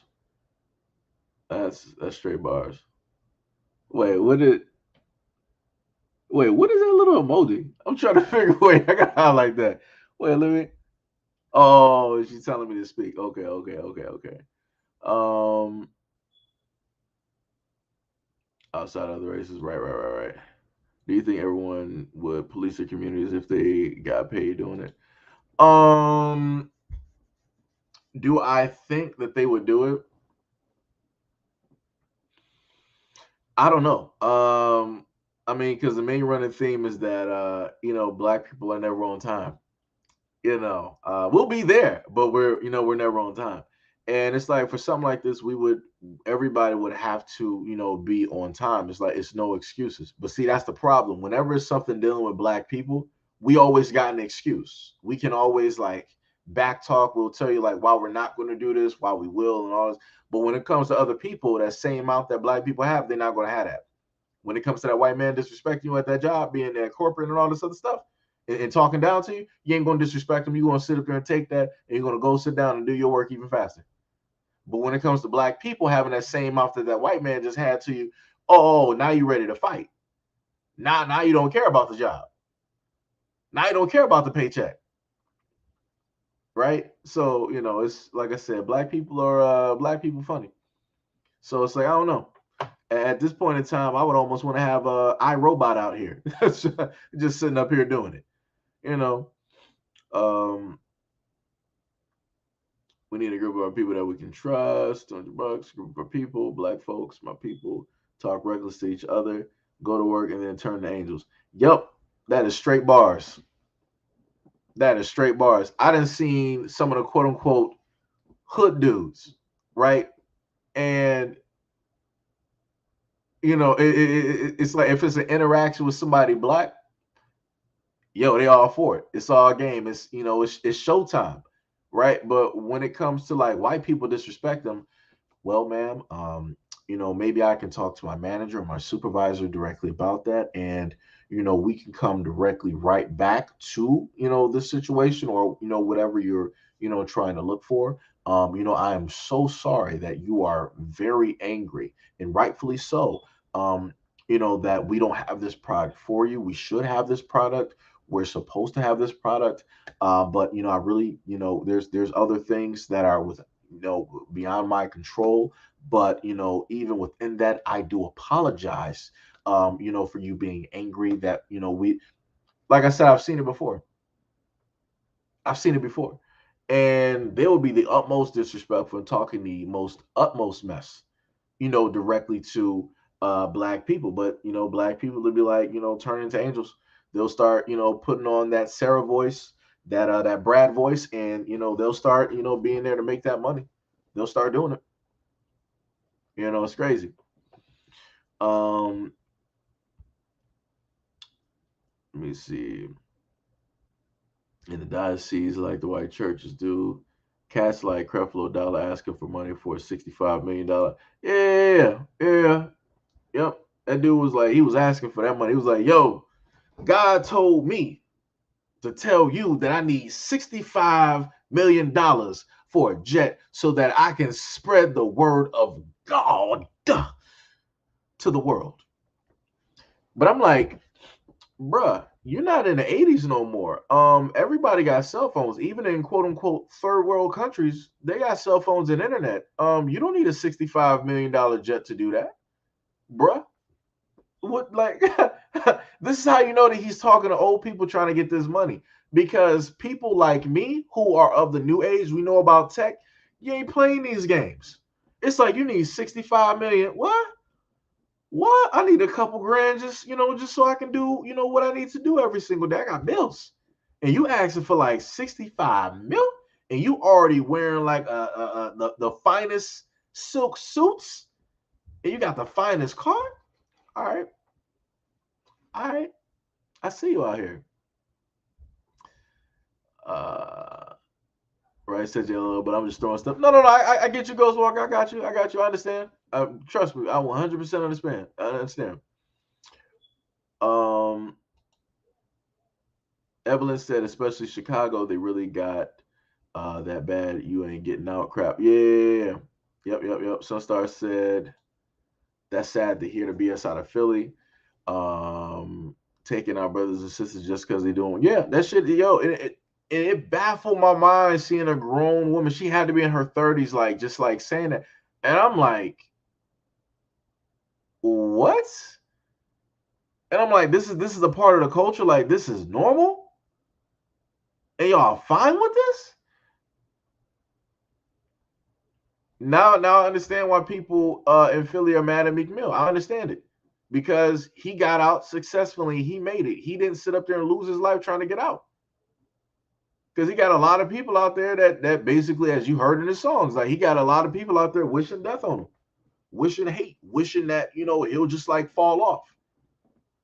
Because they hope that if he's not there, then they can end up taking his place. Like that's all that is. But it's like realistically, you can't.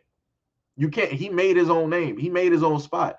Just because you knock somebody off and take their spot, don't make you better than that person. Don't make you the same as that person. You're in a sense, for all intents and purposes, you're lower.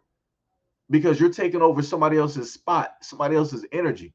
You couldn't even be, for all intents and purposes, dealing with men, you couldn't even be man enough to create your own, to stand on your own energy, no matter how much energy you got, right?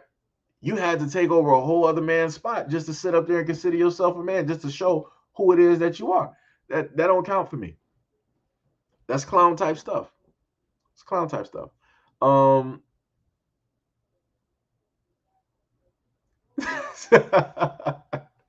Yeah, she always likes going to sleep. So, but like I said before, she got like covers, blankets. She got like a whole couch that she can sit up there and go to sleep on. She got a whole like fluffy little pillow, type of thing that she can go to sleep on. Um, Yo, Lord G, what is happening? What is happening? Lord G said, "What's up, family? Good to see y'all. I gotta just listen to the steam. I'm busy at work. I got you. I got you. Got you. Got you. Gaming system. What is going on, Seji? How's your Shiba Inu doing? Everything is looking mighty okay. At this moment in time. You know, uh anybody who is into cryptocurrency, I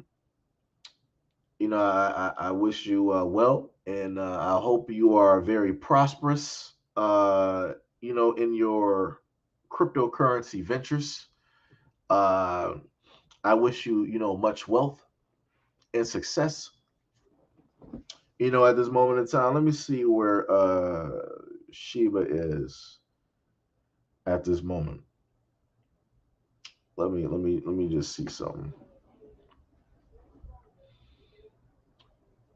Oh, look at that. That's looking crazy. All right. It's crazy. Mm. It's very interesting. Very, very interesting. Uh Let me see.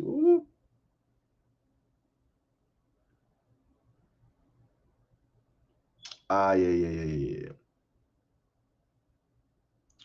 So it's it looks, very interesting. Um, at this moment in time. Where else did they have this? I think they had it on here too. I'm just sitting up. Don't mind me. I'm sitting up here checking because I'm reflecting on what gaming just basically stated. Let me highlight that so people know what I'm talking about right now. Yo, K5, what is happening? What is happening? What's happening? Um, so yeah, I'm just looking because like I said, like every day, what I feel that black people should do, even if you don't want to get into cryptocurrency, what you should do is you should at least download apps and you should monitor those cryptocurrencies. You should watch how they basically move, how everything is doing, how everything is linked. And when you see those cryptocurrencies moving, look at the news stories that are also related to those cryptocurrencies. Like I said before, I'm pretty much done with trying to explain stuff to people. I'll let the white media basically tell black people about cryptocurrency so that they'll learn and understand. Because at this moment in time, um, black people not gonna listen to me. What it is that I got to say. And also shout out to anybody that's holding out gaming system. You know what I'm talking about. Shout out to anybody that's holding on to any XRP at this moment in time, the XRP army. Shout out to them. Shout out to any individuals that are, holding on to a variety of cryptocurrencies. You know, um, but yeah, yep, yep, yep, yep, yep. Wait, didn't I have? And what did I put on this? What did I put on that? Okay, that's that. So where is? Ooh. All right.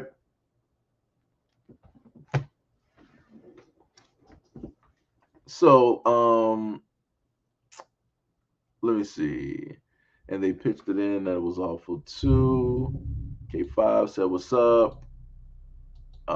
Nini said, "Good afternoon, family." Tippy said they would attack the black boss instead of a white one because they know black people don't have a huge backup like police, military, and government. Yeah, yeah, yeah, yeah, yeah. Hack is saying, "What is up to all the ladies in the room? What is happening?" Hack said, "Hope everyone is having a great Friday." I forgot it was even Friday. Let me see. Trill said, "Hey, Seji, I gotta get in that for Honor Lab. We gotta practice off stream, man." Yeah. I mean, I mostly be spending my time on Back for Blood. That's what I'll be sitting up here doing, playing on veteran. That's what I'll be doing. Trying to dealing with randoms, dealing with bums, not knowing what they doing, right? Trill said, "Oh, I marked that one." Two Black, yo, what is up? What is up? What is up? Two Black said, "What's up and how's everybody doing?" Um, Gaming system said lucrative. Yeah, like yo, let me tell you. All right, let me put it like this, right? So, like I told y'all before, and like I said, I really wasn't gonna sit up there and like talk about stuff, technically. Like I told y'all before, and I gave y'all examples and I even listed like some math that people can sit up there and do, right? If something is pretty much like dirt cheap and you buy it at a low point for a few dollars, that few dollars is going to get you a crazy amount of, whatever it is, right? So if you bought a lot of, like, let's say if you were like one of the ones, because you got a few people out here, right? Let's say you might have been like one of the ones who got some cryptocurrency like early, right? Like let's say you bought Litecoin when it was like $40, right? And you bought several of those Litecoins. Litecoin is now $100 a coin. It's $100+ a coin, right? Let's say you did the same thing with Ethereum. Let's say you bought Ethereum when it was dirt cheap. Let me. Oh, was that the cat? No. Okay. Let me just get my calculator real quick, right? So, let's say that let me see, calculator. All right. Let me make sure I'm doing this right. Okay. So let's say Ethereum was 50 cents. No, let's say like Ethereum was like, let's say like $1 at one point in time, right? So you would do that and then divide that, right? Okay, I think I did that wrong. Oh no. Let me go by what would be a greater, because I'm trying to give y'all like the greatest number, because that's not going to do anything. That's not going to show y'all. I could do Doge. I could do Doge. Let me see. I think Doge at one point it was at 15, right? And then let's see.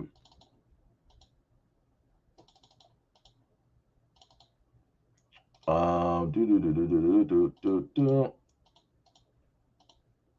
Yeah. Okay. So basically, when Doge was about 15 cents, right? And you spent $500, right? So you would do 500 divided by 0.15, and that would give you 3,333 Dogecoins, right? So let's put that into perspective of that was at one point in time where Ethereum is, right? Ethereum, which is another cryptocurrency, right? Let me see. There we go. Ethereum price. Ethereum is 4,000. I'm sorry. Ethereum is $4,429.23. Right? So let's say you bought Ethereum when it was 15 cents and you got 3,333 Ethereum, right? So let's now go back into the calculator. Do. And then you would do this. And then what is Ethereum's price? Which is 44.29.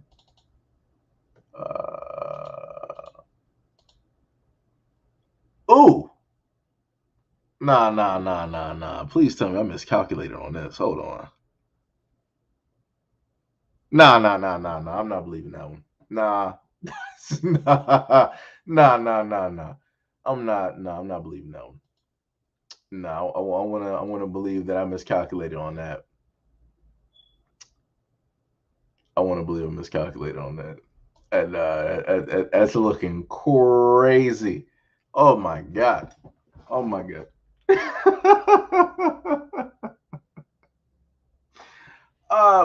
But the funny part is I've seen numbers on there. I've seen numbers before that look completely crazy, and I'm like, that's the power of cryptocurrency. And that's one of the main reasons why you got the government wanting to basically try to come after people like, oh, you got cryptocurrency, we're going to do these hellacious taxes and all this other stuff because you're dodging taxes. Nobody's dodging taxes. People are using the money that they already were taxed on. Their paycheck, you were already taxed on that, right? And they decided to invest that money. Now they're like, oh, well, you invested this and you got money from this investment, so you owe us money. Huh? That don't even make sense. That don't even make sense. Oh yeah. Hack already had it up there. Yeah. Wait. Sunstyle was like, I was going to suggest that SEIJIHITO might consider doing educational videos on cryptocurrency. Then the good brother said, yeah. I'm like, the times I started talking about money and stuff, I started seeing in the comments people start like talking about God, start talking about religion, start talking about, it's a scam. I'm like, all right, dude, you got it. I'm like, you already know everything that needs to be known. You right, cryptocurrency is a scam. You got it. I'm not even going to debate you because you already know. You did your research. Don't mind me. I've been sitting up here looking at this since about like 2016, and we in 2021 right now. Don't mind me, but by all means, you know what it is. So it ain't nothing I can tell you. Craziness. Hack said that's how much is going for right now. Oh yes. Yeah, it is. Yeah, it is. Um, yeah. You said ETH was 150 last March. Yes, it was. Yes, it was. If people actually, I told people, look at the historical charts. You can't say that something is a farce or whatever it is when it has a market cap. I think let me just make people understand this.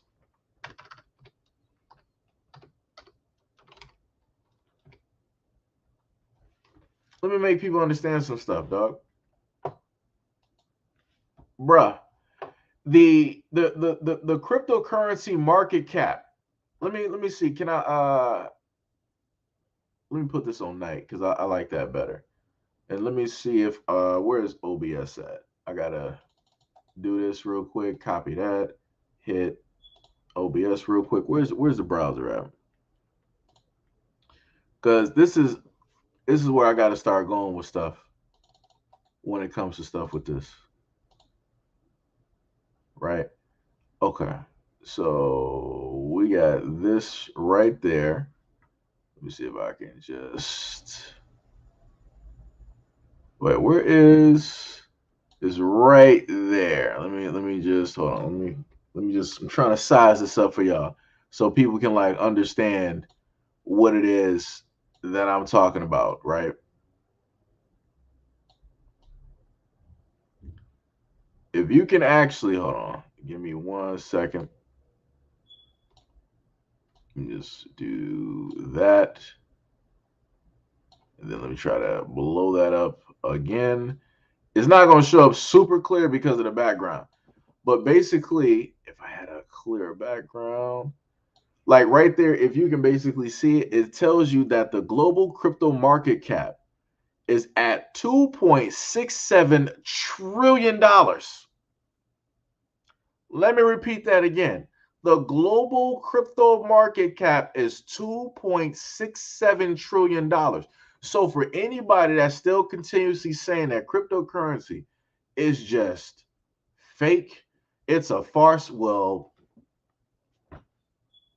I guess tell that to a lot of the people that be doing swing trading on cryptocurrencies, and different things like that. Maybe it's because I got the background is black. Maybe that's the reason why it's doing that. It looks a little bit better, I guess. But yeah, that's the whole thing right there. That is the whole thing right there. $6.7 trillion. I can't even fathom what $1 trillion even looks like. I don't even know what $100 million looks like. I don't even know what $1 million looks like. So for something to be worth 2.67 trillion, my God, that's a lot. But like I said, have other black people tell it. You know, it's this, it's that, it's everything with a baseball hat, right? So, like I said, people can do their own research. Look at the historical charts. Look at a lot of the movements, that are taking place with a lot of different, cryptocurrencies.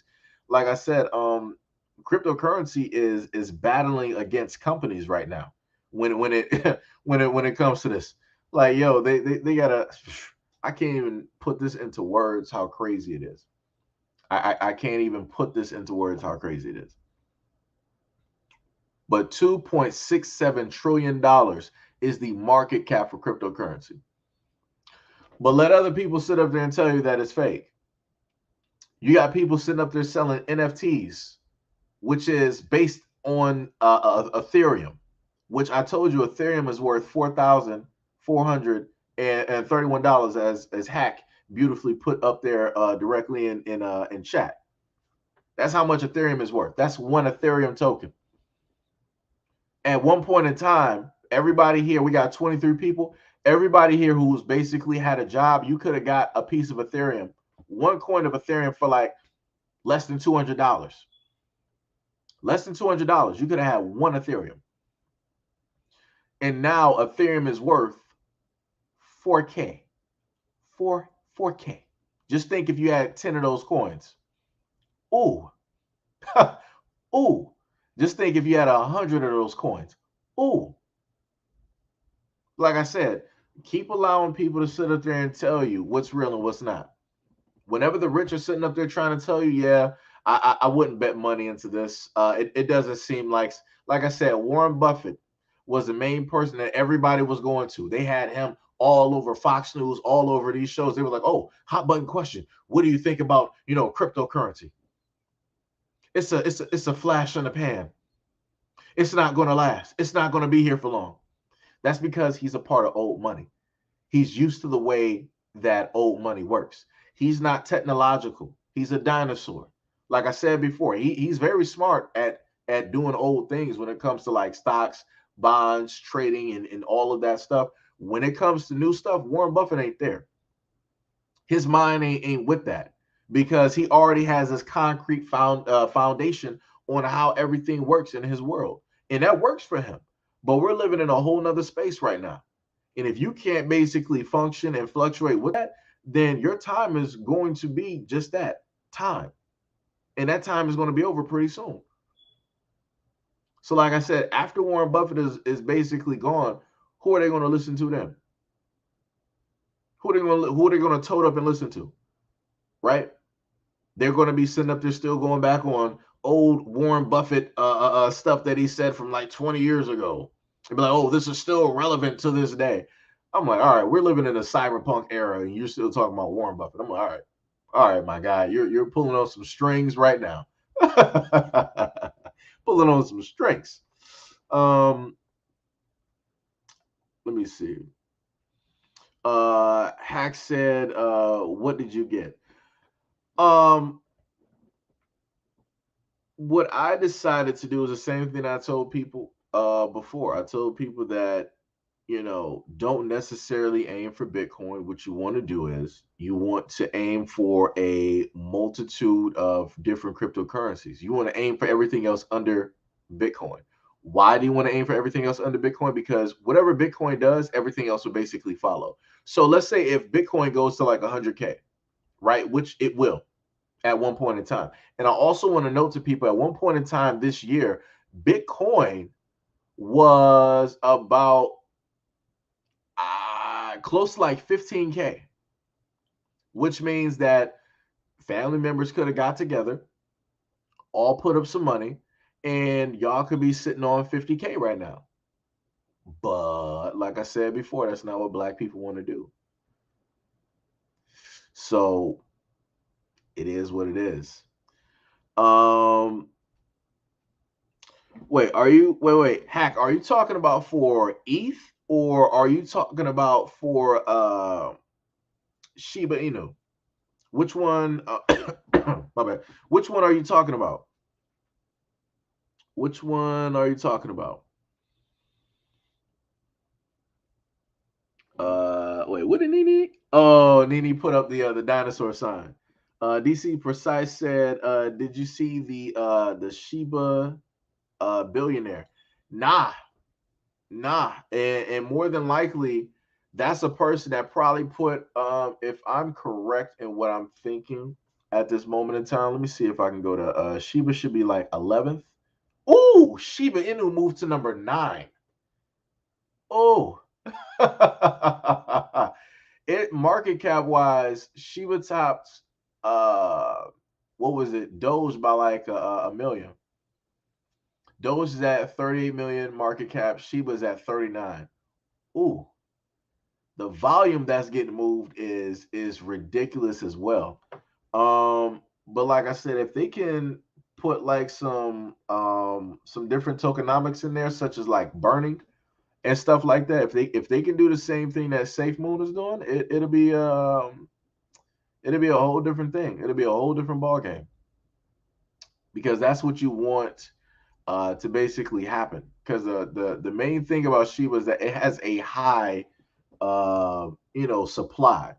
That supply has to basically get burned off. A lot of that supply has to be burned off in order for it to like really rise to the fact of where Doge is. Doge doesn't have a lot. Doge has what it got like 100 million right now. Oh no, what is that? 100 billion? Yeah. So that's where that's at, and Shiba's well over that. I'm like, yeah, y'all gotta bring those numbers down. Y'all gotta bring those numbers down real quick. Um, I remember when Polkadot was like $5. I remember that was brand new on Coinbase, and it was cheap. Polkadot is like $43 a coin. I remember when XRP was, I think, about like 25 cents, and now XRP is about like $1.08. Yeah, yeah, yeah. Uniswap is up there too.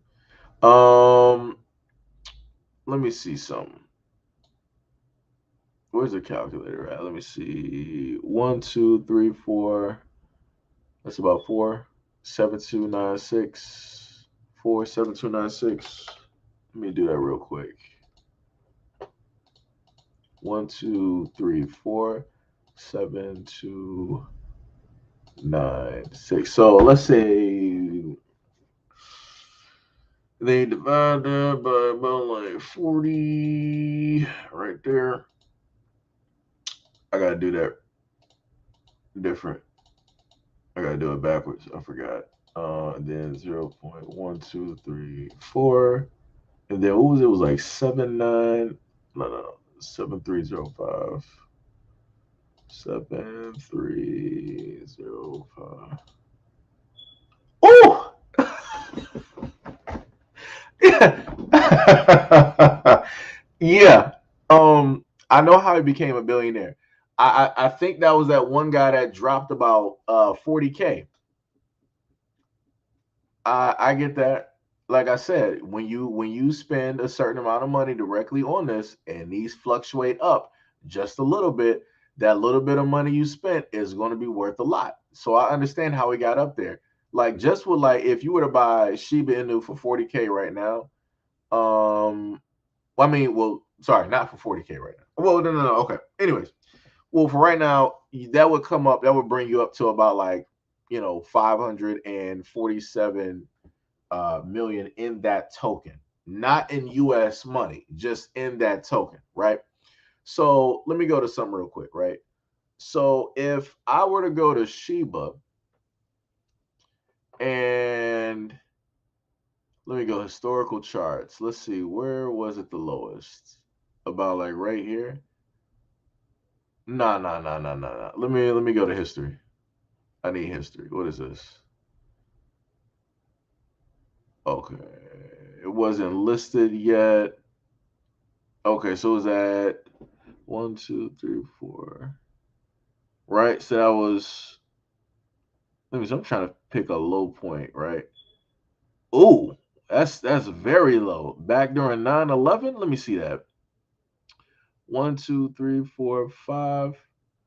Okay, that's about 5 right there. Let me exit that out. Let me see. 0.12345. And then that was what, 6.9? Okay. So let me redo that. Let me do 40. All right. Then 1, 2, 3, 4, 5, and then put that. Okay. So let me see. Ooh, that's about 5 million tokens right there. All right. So then we would do, I think, let me see if I got this correct. Dun, dun, dun, dun, dun, dun, dun, dun. All right. That's about 50, and then I'll put it right there. Okay. And then let me, where's the price right now? Where's, 1, 2, 3, 4, 5. Wait, 1, 2, 3, 4. That's about 4 right there. And then we do that.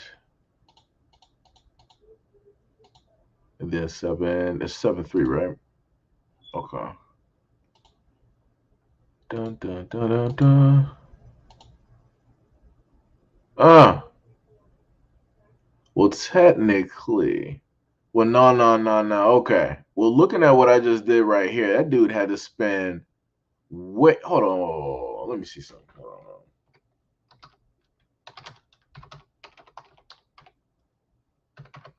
Let me see that.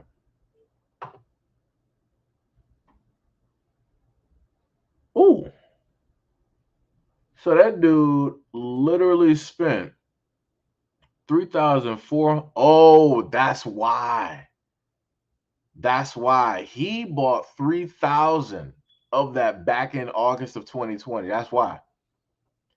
That is exactly. That's what I was looking for too, because I'm focused on, I think, this year, and I went through the historical data, and I was still in 2020. Yep, that's what messed me up right there. I was supposed to go back a year. Let me see. What was it in August? Oh my God.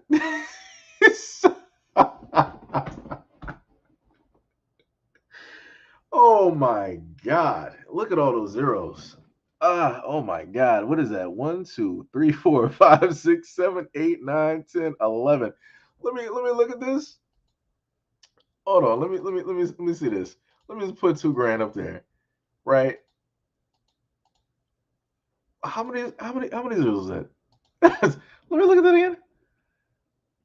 1, 2, 3, 4, 5, 6, 7, 8, 9, 10, 11. Oh my God. 1, 2, 3, 4, 5, 6, 7, 8, 9, 10, 11. And then put the 1.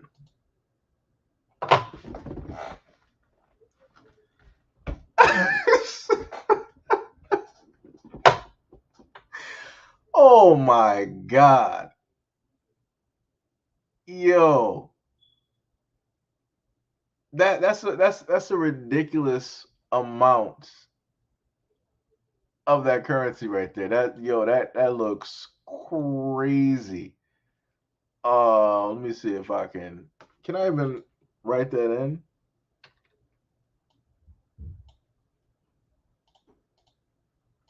Right? Okay. And then you would times that by the price that we got right now, right?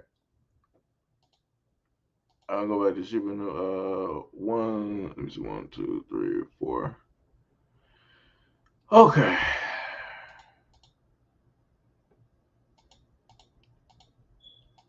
4. All right. That's correct.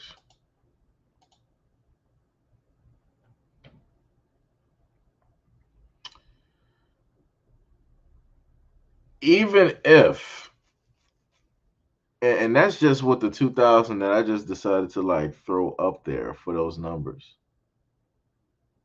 That dude is rich. Like he don't have to do nothing for the rest of his life. Like he might as well like sell. Like and when I mean well, at least a portion. That would be the advice that I would give. You might as well sell half of that off. I'm just gonna be 100% honest. I'm just gonna be 100% honest. If I even had anywhere close to that, bruh, you wouldn't hear me complain about nothing. You wouldn't hear me complain about nothing. Work would just be getting done. That's it. That's it. That's it. That, like I said, that's all I got to tell people. Go. You can go do the numbers yourself. Oh wait, DC said this dude put in 8K last year and now this week 5.7 billion. But people talk about cryptocurrency is a scam though. Let that man cash out that money. He don't gotta do nothing. He don't gotta do nothing. His generations are good because of the one decision. This is why I sit up there and tell people. This is why I laugh at when I talk about videos about women and how women want to look over like nerds, geeks, gamers, and stuff like this. It's guys like that are just like putting their money somewhere and they're just like blowing up overnight. And then those girls who overlook those guys, now they sitting there looking stupid. Now they sitting there looking stupid because their life could have been easy. They could have been doing all the stuff they always wanted to do. But now they got to go to guy and use to sit up there and get the stuff that they want, little trinkets. Like I said, man, Geek Squad. Like I said, man, people, oh my God. That man, that is disgusting. That man put in 8K and became a billionaire. That is disgusting. I want to shake that man's hand. Kudos to you. Oh my God. This is why guys take risks. This is why guys take risks. Some people like, why would you spend 8K on something that you don't know is going to happen? Because something can potentially happen. Cryptocurrency is still brand new. It's not solidified. It's not solid. It's fluid like water. Anything can happen with water. Water, it has like different phases. It has different phases. Liquid, water, gas. It has different phases. I'm sorry, liquid. I'm sorry, it's water. I'm sorry, liquid, gas, and solid. Right? It has those phases. That's the same thing with cryptocurrency, and that's how beautiful cryptocurrency is. Oh, that's disgusting. That is disgusting. Oh my goodness. That's all I can say. It's that's disgusting. Connie is real, yo. What is up? What is up? What is up? DC said, I don't really do the meme coins, but have been observing. It's crazy. Yeah, it is. It is. It very much is. DC said he needs to exit the market and buy an island. Yo, he could sit up there and plan a trip to space. He could start up his own company if he wanted to. I promise you that dude is going to stay quiet. You'll probably like a lot of these people who become like these billionaires from cryptocurrency, you don't really know who they are up until they want you to know. Like people can follow people can follow wallets, but that's not going to tell you who the person is. Like, bruh, if he got that type of money, dude, you might as well like pay whatever taxes you gotta. I'm not sure what country he's in. He might be in a a crypto haven. If he's in a crypto haven, pretty much all of that money is his. He don't owe nobody nothing, right? What I would tell him to do, whoever that person is, like, yo, take half of that out, keep half in, take half out, and start investing. Start putting money into like the standard stuff, gold and silver. Start buying up land. Um, start acquiring property. Start, doing stocks and bonds. Go to dividends. That's going to pay you back uh, annually. I think this one dude that I watched on YouTube, he said that if you were to put, I want to say, don't 100% take this, as 100%, but it was something to the effect that he was like, if you were to put 1.4 million into stocks that pay dividends, right, each month, that you would get 100K back every month. Anybody can live off 100K a month, and those are dividends. Understand what I'm saying? That's money that you're getting back from investing your money. That's money that a company is giving to you for, like, you know what? Thank you for holding these stocks. We're going to give you some money as thanks. That's what that is. Just imagine that if you were just getting like 100 grand, in dividends, 1.4 million, just put that directly in stocks. Just do that real quick. 100K. I'm about to take a vacation. Going to Mexico. Going to Bahamas. Going to the Fiji Islands. Going to Hawaii. You can do anything that you want to do. Like I said, this is one of the reasons that they, in a sense, don't want to give reparations to Black people, because if we were to do what it is that other people are basically doing at this moment in time, the dynamics would change. They know that if the right thing happens and then the right thing occurs at the right time, Black people aren't going to be dependent on the government. And they want Black people to be dependent on the government and to be going to all of these European, stores and buying, all of that stuff. That's what they want. Hack said, honest question, if you had $2 to $3 million, would you stay in America, or would you stay American or renounce your citizenship? That is a very good question. I do know a little bit about being sovereign.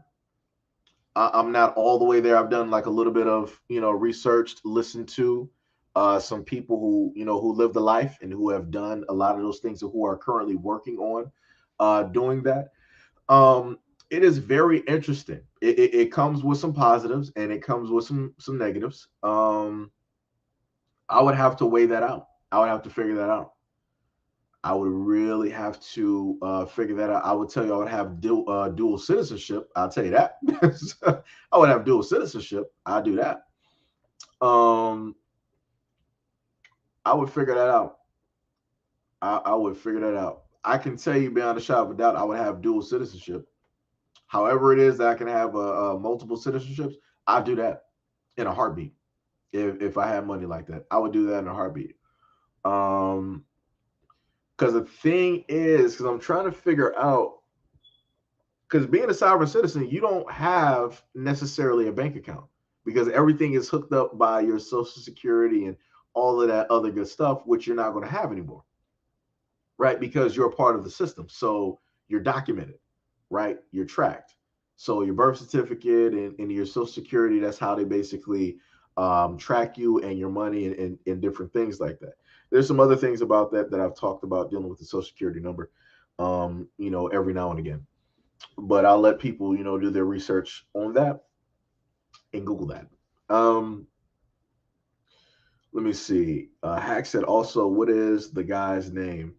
Yeah, we're probably not going to know who that guy is. Who is that billionaire right now? He's probably going to keep below because there would be a lot. Just imagine, we got 17 people here. Just imagine if all of us had put that same amount of money into like Shiba way back then, right? We knew how to get in. We put money in way back then. And just imagine if we sat up there and said like, yo, this is what I just got off of Shiba. Everybody from people that you knew when you were a child to whatever else, everybody will be coming after you.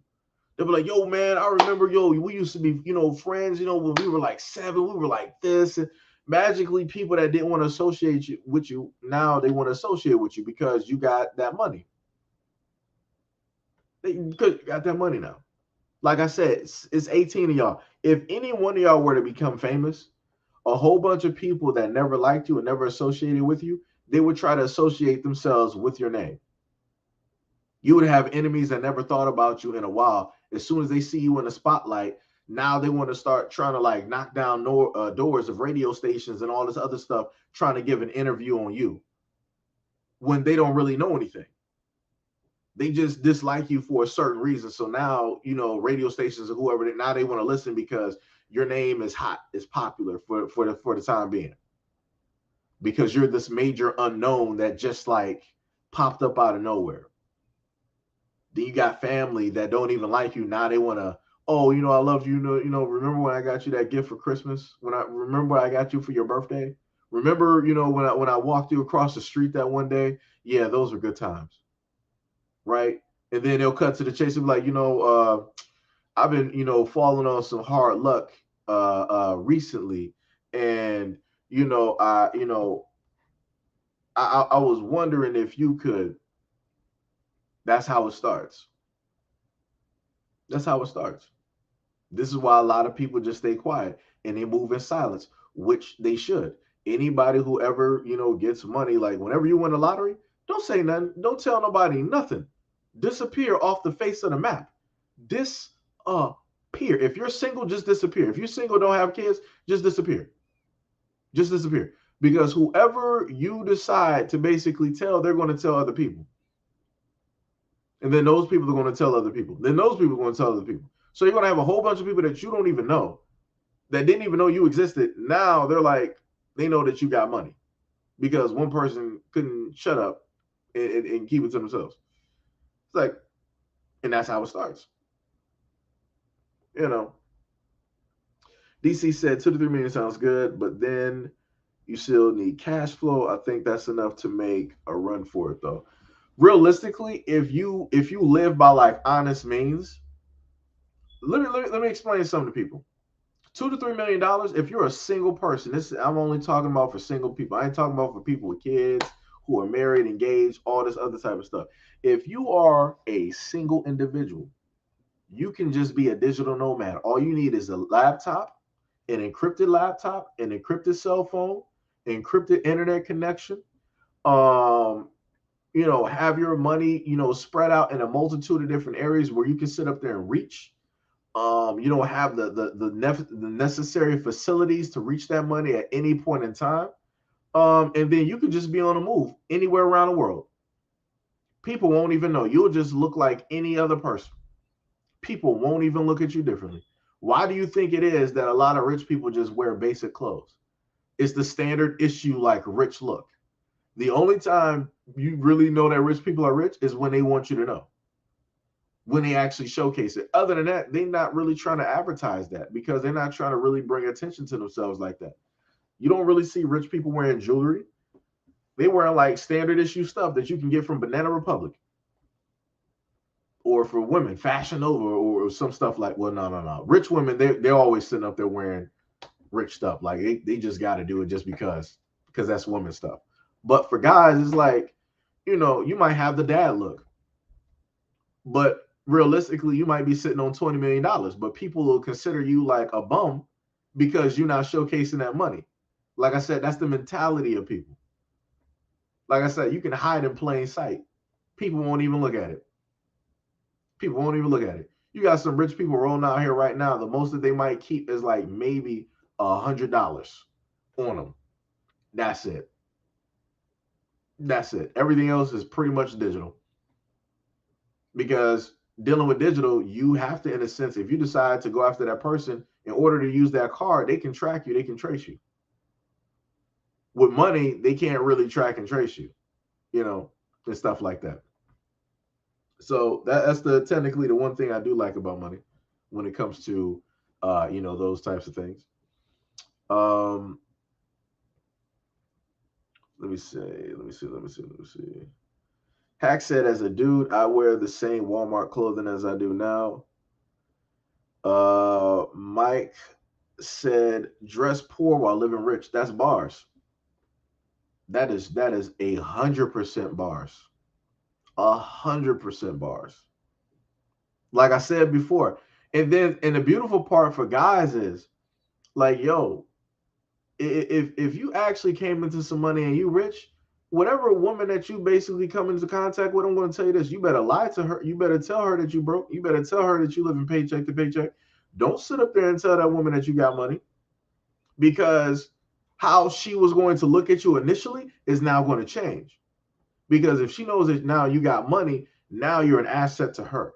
Now she can leverage you. Now she can get the things that she wanted at a one-stop shop. Like I said, a lot of dudes out here that's always flashing money and stuff, they stupid. They make themselves a mark for a lot of these women out here. And that's why they get targeted. That's why they always saying, like, I can't never find love out here. You be putting yourself out there like that. You be flashing all of these bills, flashing all of these diamonds and all this other type of stuff. It's like, it's nice to have that stuff. Like, maybe you might wear it every once in a while, but realistically, women are going to see you as a target. And a lot of men out here are going to hate you for it, because you got two things that they want. Well, technically three. They want the status, they want the money, and they want the women. If you got all three of those, you got women that's going to be after you, and you're going to have men after you that's going to hate you. That's how that works. So if you are a man that later on in life, if you invested into like anything and you come into any type of money, you better play broke. You better sit up there and play broke up until y'all get married. When you with that woman, like I said, I don't care if you really got to sit up there and fake it. You got to for years. Like, yo, I've been working at Starbucks. But realistically, you've already had money, right? The check that you've been getting, you just been donating that, right? But then once y'all get married, once everything is solid, once you know that woman is genuinely there for you, then it's like, all right, you can sit up there and let her know. Now, what could happen, right? You might have a woman that's like, yo, why would you lie to me? Why would you? She might like do that whole type of deal. And if she's like, I can't do this, well, she wasn't the one then. I'm just going to be real. Because a woman would understand why it is that somebody would basically hide that. Because as a man, you're a consistent target. If you have a little bit of money, there's going to be a woman out there that's going to try to want to use you for something. No matter how little you got, she'll try to take the last little bit of change from you if she can. If she needs 50 cents, she's going to get that 50 cents from you one way or another. So, like I said, a real woman will basically understand what it is and won't be in her feelings about it. Like I said, a real woman.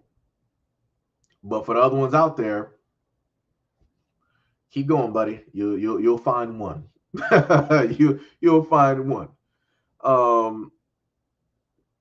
Let me see. Trill said, "True, those men have succubus women surround them." Yeah, 100%, 100%, 100%. So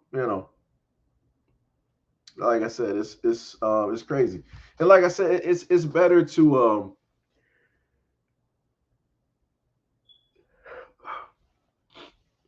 Mike said, take a note from Suzanne. All warfare is based on deception. That is bars. Let me just roll that up there. That's straight bars. That is straight bars. And a lot of women are very talented and very great at deceiving men. Very great. Like, women all the time can sit up there and talk about how men are liars and all this other stuff. But it's like, it's not the greatest thing known to man. The great, like, for me, I feel like the greatest actors on the planet are women. It's women. Women are literally the main ones that can. I was like, women are literally the main ones that can cry on a dime. You can drop a pin, bow, waterworks. You tell them cut, bow. It's like, so what are you having to eat today? Like, I was really gonna, like I said, like, it's crazy, like that switch up. Like, people don't even understand it. Women are the greatest actors out here, bar none. Nobody's gonna tell me different. Just like women are also the greatest liars out here. Nobody's going to sit up there and tell me different. It's not. Like I said, men consider the way that men lie is nothing in comparison of how women can sit up there and lie. It is not. Men cannot hold a candle to that at all. Nor are men even trying to. Men are not trying to claim that throne. Like I said, I done seen a moderate, not moderate, a multitude of arguments online where it was like, who are the best liars, men or women? And I always see women. It's like women are the best liars. Like we're the best. I'm like, that's something to be proud of. I'm like, you call men dumb all the time, and you're literally on social media saying and being proud that you are the best liars. Now I got to look at you sideways. Now I got to look at you sideways. I'm like, that is nothing that I would ever, whoo, dear Lord. Like I said, the things that people want to be proud of is baffling to me. Seeing some women sitting up there talking about, like, yeah, I got like 4 guys. And I'm like, and nobody knows? Nope. I'm like, and the award goes to, and the award goes to you. You know, like I said, it's not absolving the guys of, in a sense, being stupid. They're probably there, just for, something, So hey, um, you know, what are you talking about? I don't even know what you're talking about. But anyways, the like I said before, look on clear cut cases of uh social media. Like I remember conversations that some girls used to sit up there and have where they were like proud of like bridge card swapping and like being like so happy and proud about being able to do that as if that was like some type of a like a skill or something like that. I'm like, what do we like? Is that the standard at this moment in time where people are like so proud over like, stuff that is like, so small? It's like that's crazy to me. That's 100% crazy. But yeah, like I said, to a lot of black people, if another stimulus check is to hit,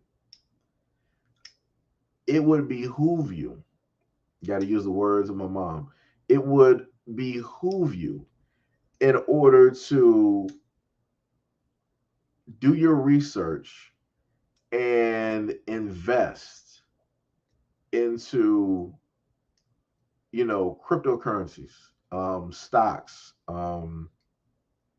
gold, silver, rhodium, platinum, things like that. It would behoove you, to do that. Um, because like I said before, what you might consider dirt at this moment in time might end up being a very, very valuable treasure, later on. So, this is what happens when people have patience. When you have patience, good things will basically follow. Trill said people want others' validation when their opinion of them matters. Not. Yeah, that's true. That's true. That is true. That is 100% true. But yeah. But yeah, back to the whole thing of to the whole main thing we were talking about before, the whole like shadow banning. Yep. This is clear cut why the numbers basically fluctuate in between pretty much like 21 and different things like that. Gil. Oh my goodness. But Lord of mercy. But yeah. Yep. Back to the whole like shadow banning thing. This is basically further proof. So for a 2 hour period, we've held about maybe close to like 24, people. Even though if you look at the subscriber base directly on the YouTube channel, it's about like 12K, and you can't even get a major portion of that 12K notified basically coming here. And it's like, that's crazy. That's 1,000% crazy. But like I said, That further proves the point that YouTube is about shadow banning and not promoting, um, you know, that what's the name? Not promoting basically what it is that you do, you know. So, yep, that is where we are at this moment in time. Like I said, I wish, like, if I could literally get the like I told y'all before, I would be ecstatic about doing videos every day because I know that the greater majority of y'all would actually be able to see it instead of looking at videos that I'm doing today 6 months from now, because that's what YouTube likes to do, you know. So again, uh my apologies, that you guys can't, you know, sit up there and see a lot of the stuff that I just so happen to put out. I'm not slowing down on any type of news or anything. Um, it's just something that you gotta, juggle and manage. Like I said, I still got videos right now. If I look at this properly, let me see. Let me go through and look at this. Yeah, like some of the videos that I know beyond a shadow of a doubt that should have like really moved, they didn't move at all. Like I'm still looking at several videos that got way less than like 1,000 views, and I'm like, that is insane. That is realistically insane. That's even a thing, but it is what it is. At the end of the day, it sucks. It sucks. But yep. But yep. Oh man, just got to figure out some stuff. But yeah, like I told y'all before, what was it? The main thing I will say is that I hope when it comes to let me see, where is that image at? This one right here. I have put this photo up there so that y'all could see that before. Hopefully, at no point in time do I happen to see any black rappers wearing that jewelry as some type of like I made it statement piece, because this is not an I made it, type of deal. This is them basically doing a tongue in cheek, type of joke, about, black men being incarcerated. That's how I'm sitting up there looking at it. Nobody's gonna tell me different. Like that's how I'm looking at it. Because like I showed y'all before, if you look directly on the what is it, the right side of the cuff, you see in a sense what you would almost want to consider like prison numbers. For all intents and purposes, that's technically, what that is. Of course, for jewelry, they got the little numbers on the inside to basically, because they sell it. But for all intents and purposes, this is a handcuff with a key. Those are prison numbers. Those are jail numbers. Like that's basically what that is. That's why in the picture you see I put the county jail directly up there. You got those numbers, and underneath you got the black man just sitting there. That's what it is. That's what it is. But like I said, when you try to, tell people, that a lot of these companies and these corporations, uh, don't really care, you know, black people technically don't want to sit up here and listen. I had somebody tell me before, it was like, yo, this person right here is not black who was modeling this handcuff. I'm like, yo, for all intents and purposes, when it's dealing with this product, they look black to me. I was looking at the knuckles. I'm looking at the melanin that is there. That almost looks like my hand. Being honest, being honest about that, I'm like, technically, Well, technically, I might be. The lighting is a little bit different, and don't really got a 10 at this moment in time. But that technically, if I'm out in the sun for a minute, I'll fit that same complexion. So, but whatever. You can't really sit up there and tell black people nothing. Like I said, I'm not trying to sit up there and argue on if the person is black or not. The main thing is, for all intents and purposes, when dealing with that jewelry, that person is black. They made sure to get somebody that had a melanin tone, a melanin skin tone, complexion, or they made sure that whoever that model was, they put melanin directly over that tone to basically sell that point. Like I said, they do things like this, and they hide it in plain sight because they think that you're not going to sit up there and catch it. And then let me also make this comparison. Black people were the main ones that use the terminology cuffing season, right? That's us, right? That means like, yo, you about to, go out here and get you somebody, real quick, you know, and they took that and they made jewelry out of it. You see how that works? They made jewelry that basically stands for being in a relationship. Like you're cuffed together, you're linked together. Like I said, black people. That's how genius we are. It just sucks that we don't really have the facilities to make money off of our genius. You know, but like I said, that's black people not paying attention. Not paying attention. Tippy said, "Lord have mercy." Sunstar said, "If black rappers rock that garbage jewelry, it'll be the last piece of music I buy from them." That's bars. That is 1,000% bars.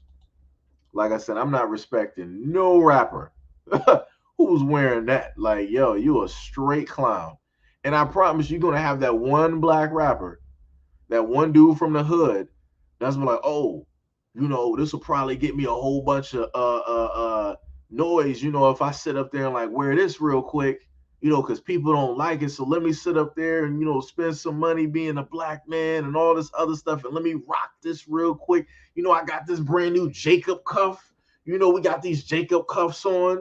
Black man free. Making money. Can't nothing hold me in those shackles. Like they'll try to do some stuff like that. And you'll have some black people like, yeah, bro, that's what I'm talking about. Yeah, ain't nothing holding you back. You out here making that money.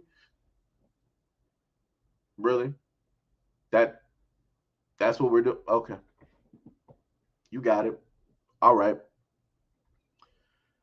Tippy said, "Wow, Jacob and Cole, a lot of rappers worship them. I remember Jacob and Cole and Def Jam fight for New York. Yeah, yeah, yeah, yeah. I think, yeah, because I think you used to be able to like buy jewelry for your for the rappers that you had too. I think. Yep. And rappers used to talk about Jacob. Yeah, Jacob the Jew. Yeah, they used to rap about Jacob a lot. Yep.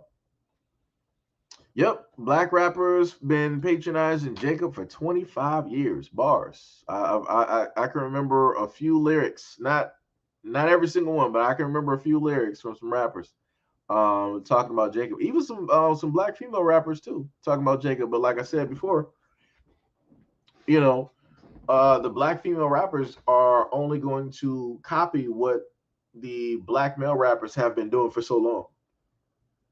So that's why when I look at like rap in general, when I look at female rappers and I look at black male rappers, it's like there is no difference. There's no difference. Everything that black men been rapping about and doing, you got female rappers doing it. Black men been rapping about like sex, drugs, money, ice, and all this other stuff. Now you got black female rappers rapping about the exact same stuff. Like it's the exact same topic, just wrapped in a different package. And that just looks nice. Like that's it. That's it. Gail said overpriced, low quality glitter bars. These are straight bars. And on also on that note, diamonds are not even rare. Like if people knew how abundant diamonds are and how they basically do them like Jordans, like they have an area where they just hold off like all of these diamonds from the rest of the world because they got a monopoly on them. They got these one or several areas where they basically hold off all of these diamonds, and they make it seem like diamonds are super rare and all this other stuff. And then the funny part is this is how they got people to still patronize and buy those normal diamonds. that they get from Africa, right? They told people was like, yo, we can basically take carbon or whatever it is, right? We can put it in a highly pressurized machine and we can make man-made diamonds. They can literally do that. They can make man-made diamonds, right? And then people started, black people, out of all people, they were like, man, I don't want no man-made diamonds. I want the real stuff. It the only difference is you didn't wait millions or whatever amounts of years and tons of earth pressure to create it. They were able to create that in a shorter period of time. But you're like, I don't want it because it's man-made. But the jewelry that you're going to put it in is man-made, dummy. So what's the difference? Realistically, what is the difference? Like the diamond that you get is not actually the full-fledged actual diamond. Like they had to cut that diamond, they had to shine it up, they had to do a variety of things in order to make it look that pretty. Because if they gave it to you in its raw form, it's not going to be looking that nice. And some diamonds have oddities in them.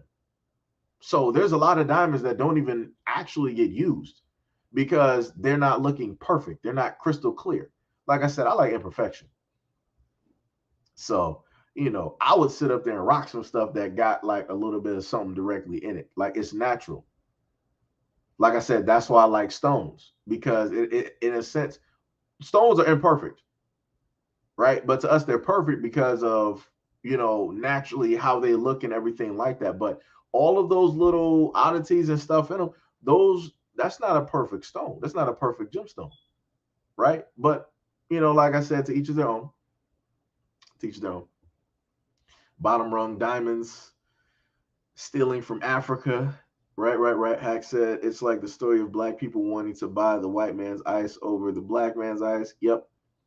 Tippy said, I don't want to sound stupid, but what's the difference between diamonds and rhinestones? I forgot. Some people who are like really into diamonds, they can sit up there and like tell you, for me, I don't care because I'm not really into diamonds. But I remember that was a thing in school though. Whereas, like, if you said you had diamond earrings, like people be looking at, man, ain't no diamond earring, man. I can see this, I can see that. All this, it's like if it's a diamond, it's supposed to be like it's supposed to have this. I'm like, I didn't think it really mattered.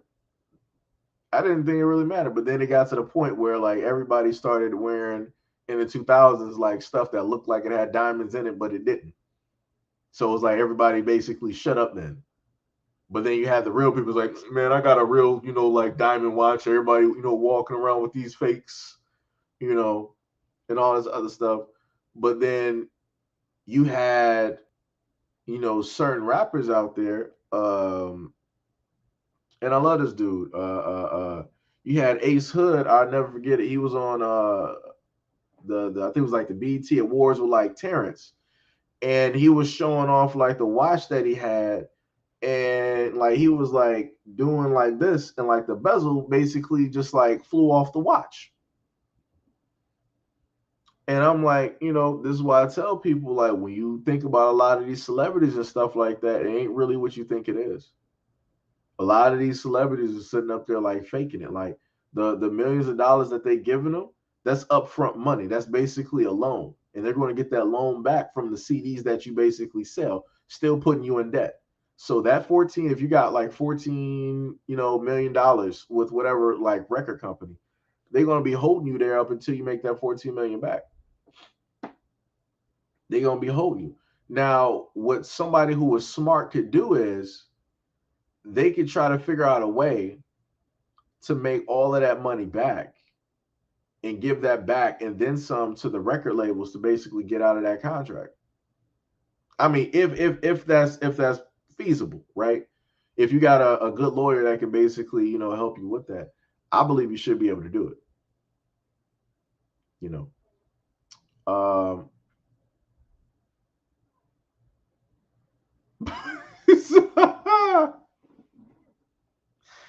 Oh man.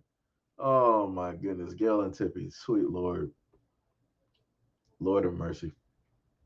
Trill said I want some silver. Ace Hood had that stuff.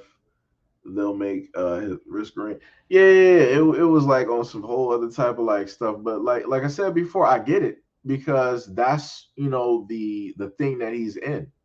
It's like when you're a rapper, they expect you to basically, like how they say, what was it? Texas is like the show me state or something. I forgot who said that. I forgot which state it was. But for whichever state is like the show me state, that's how the rap game is. It's like, yo, show me that you got money. That's how society is now. Like, I promise you, like, this would be the thing right here, right? If I, at a moment in time, decided to like switch up and I started posting, like, started getting like haircuts, right? Started, I rented like an apartment that's like this posh, type of apartment, great interior, all this other type of stuff. I'm taking like vacation type photos. I'm in like Malibu, I'm in France, I'm in Paris, I'm on a yacht, I'm in a Lamborghini, double R, all this other type of stuff. And I started putting that on social media. I promise you, I would start having a lot more people fluctuate and come in my direction. But when you come as you are, you're just like a standard issue black guy, right? Everybody like, all right, yeah, you saying some good stuff, but I don't really see nothing. Because at the end of the day, people respect money. And that even comes when it goes to like information. People basically respect money. Like I said, I put it to you like this, regardless of, whatever people are going to say, right? Brother Polite, right?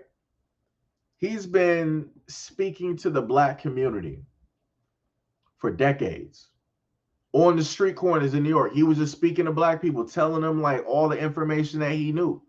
Black people didn't want to listen to him because they looked at him just as like, yo, you just some other black dude out here just like talking this hoopla and all this other type of stuff. It's like, you don't really got nothing, so why am I going to listen to you? You got the same money I got. Why am I going to listen to you? Right? So people didn't pay him no mind. He put stuff on Facebook. He would put stuff on Instagram and all these other places, right? So then once Brother Polite made his money off of him, just being him and giving us information and profiting off of the information that he's been telling black people for years, you know what black people started saying? They were like, yo, man, so when you gonna do stuff for the community? When you gonna give back? He don't gotta give back. He didn't get money from y'all. He didn't get donations from y'all. The information that he been giving black people, talking about stocks, bonds, investing, following certain stuff, looking at gold and silver, all this stuff, the same stuff that you can look at right now, which is still relevant at this moment in time. He got rich off of his own stuff. He don't owe black people nothing. And that's the problem with black people. We always think that whenever somebody gets to a certain place, that automatically they owe us. But how is it possible for somebody to pay you for something that you can't even pay for yourself?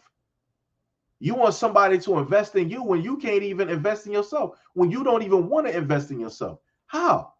So you want all of these rich black people to basically invest into you when you've already had the necessary money and funds to invest in yourself. All of the dreams and aspirations that you ever had as a black person, like, yo, I want to build a company. I want to start this. I want to start that. You had the money. You decided to play that off somewhere else. You wanted to put that on a car that you had no business sitting up there getting, a vacation you had no business sitting up there taking, on trinkets, jewelry, and all this other type of stuff, on fashion clothes because you're trying to keep up with your friends and the Joneses, and you want to take IG photos and all of this other type of stuff for social media. So you decided to be flagrant with your money. And then when you sit up there and see people with stable money, you're like, yo, man, you owe us. You gotta come back. You gotta give us something. Why? Why should somebody give you something that you weren't even willing to give yourself? Why? You're asking another person to be selfless and to give to you when you couldn't even be selfless and give to yourself. That's not how that works. Like I said, this is why black people messed up. And I see it all the time. See it all the time. Like, I've had people literally hit me up, and these are people I don't even know. I'm talking about like, I don't even know who these people are, random accounts They're like, yo, man, I've fallen on hard times. Could you, send me, some money? I'm like, you think just because I have a little bit of a footprint on social media, you think that I'm some type of like Bruce Wayne billionaire that can just like freely give money? What? How? Like how do you even fathom? Like I said, I don't even understand how black people can even fathom to even open their mouths to even try to make it a point to ask for money like that. Like that's crazy, girl. If you don't get down, we are not doing this. Hold on, give me a second. Look here, man. No, you don't. You are too big for this. You are too big for this. You can get down. I love you too. You can get down. You are too big for this. You sitting up here switching the position of screens and you just sit on the floor. All right. But yes, it's ridiculous. It's ridiculous. Um, True said I'm not gonna lie. The other day, I told my pops I gave up on rap. I was watching Rolling Loud, and Little Uzi was geeked up like always. Just tired of seeing drugged out rappers driving for mass on stage. I don't even think like Uzi is really. See, the funny part is Uzi's actually dope though. I mean, he the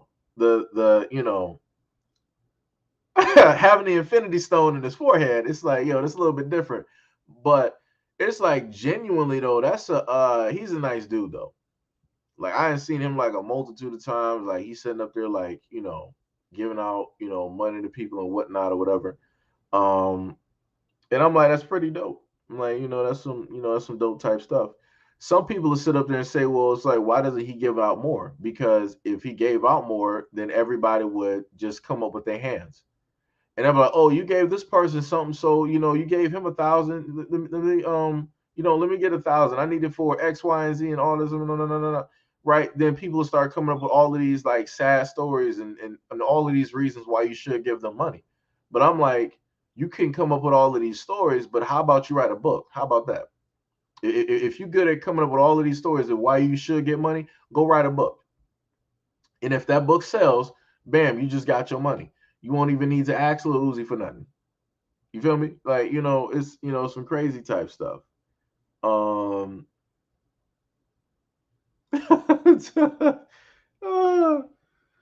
that's not even man, that's a whole different cat. Older cat. Sitting up here doing stuff she don't got no business doing. I'm like, you too big for that. Sitting up here trying to like walk on stuff.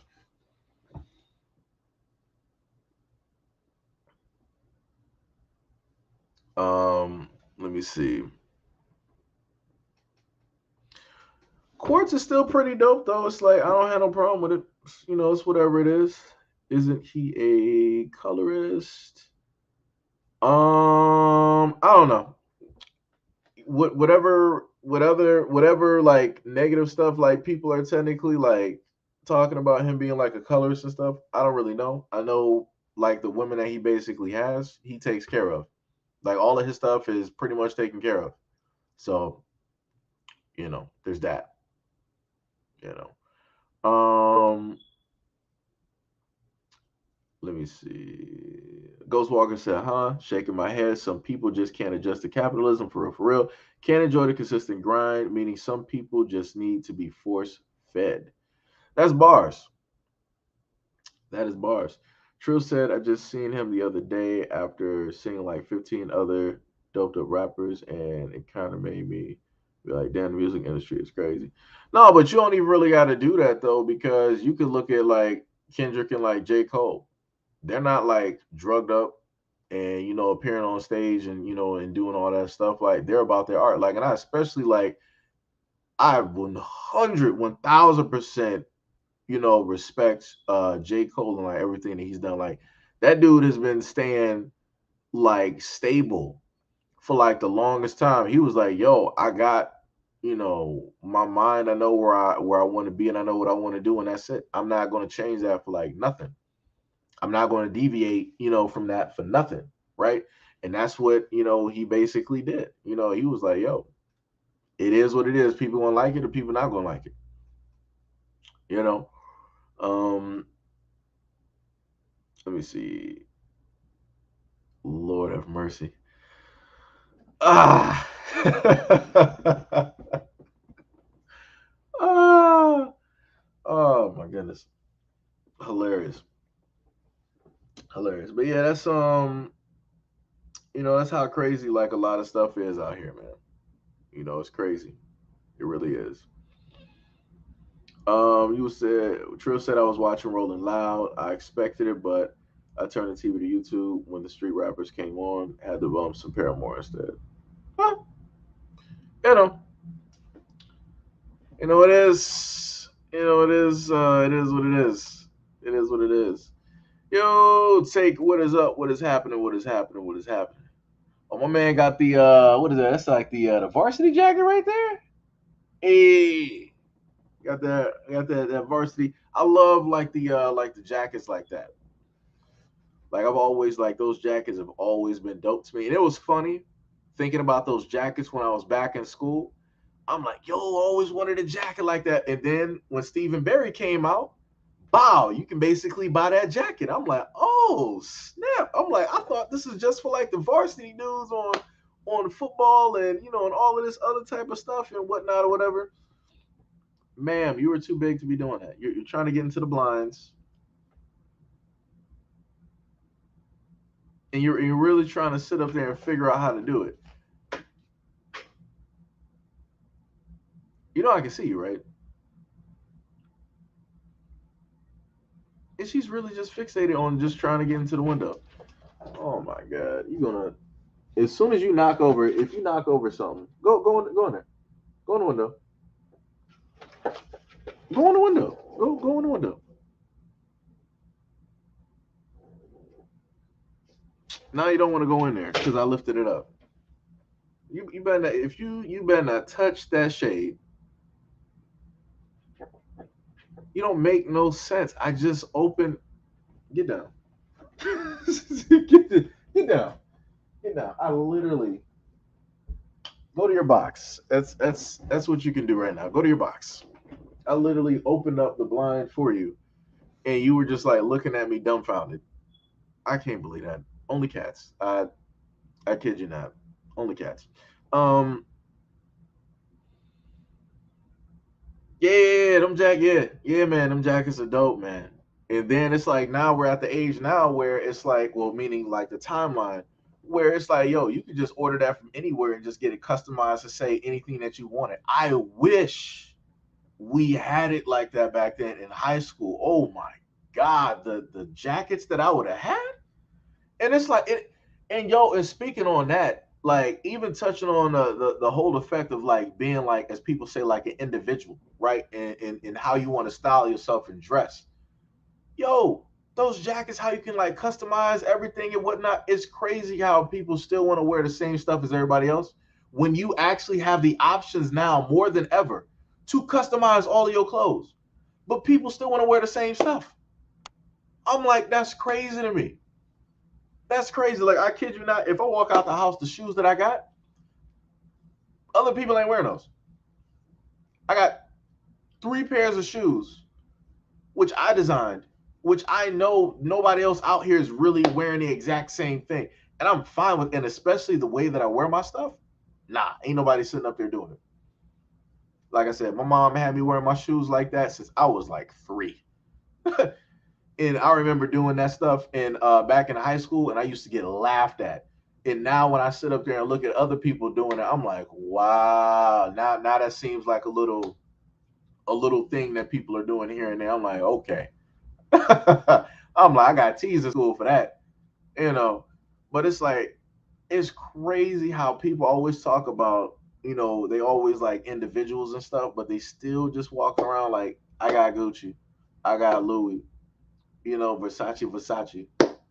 You know, I'm like, bruh, you can't say that you're different and you're still wearing the exact same. You can't say that you come from a different cloth and y'all both wearing from the same cloth. Like, what we doing out here? You know.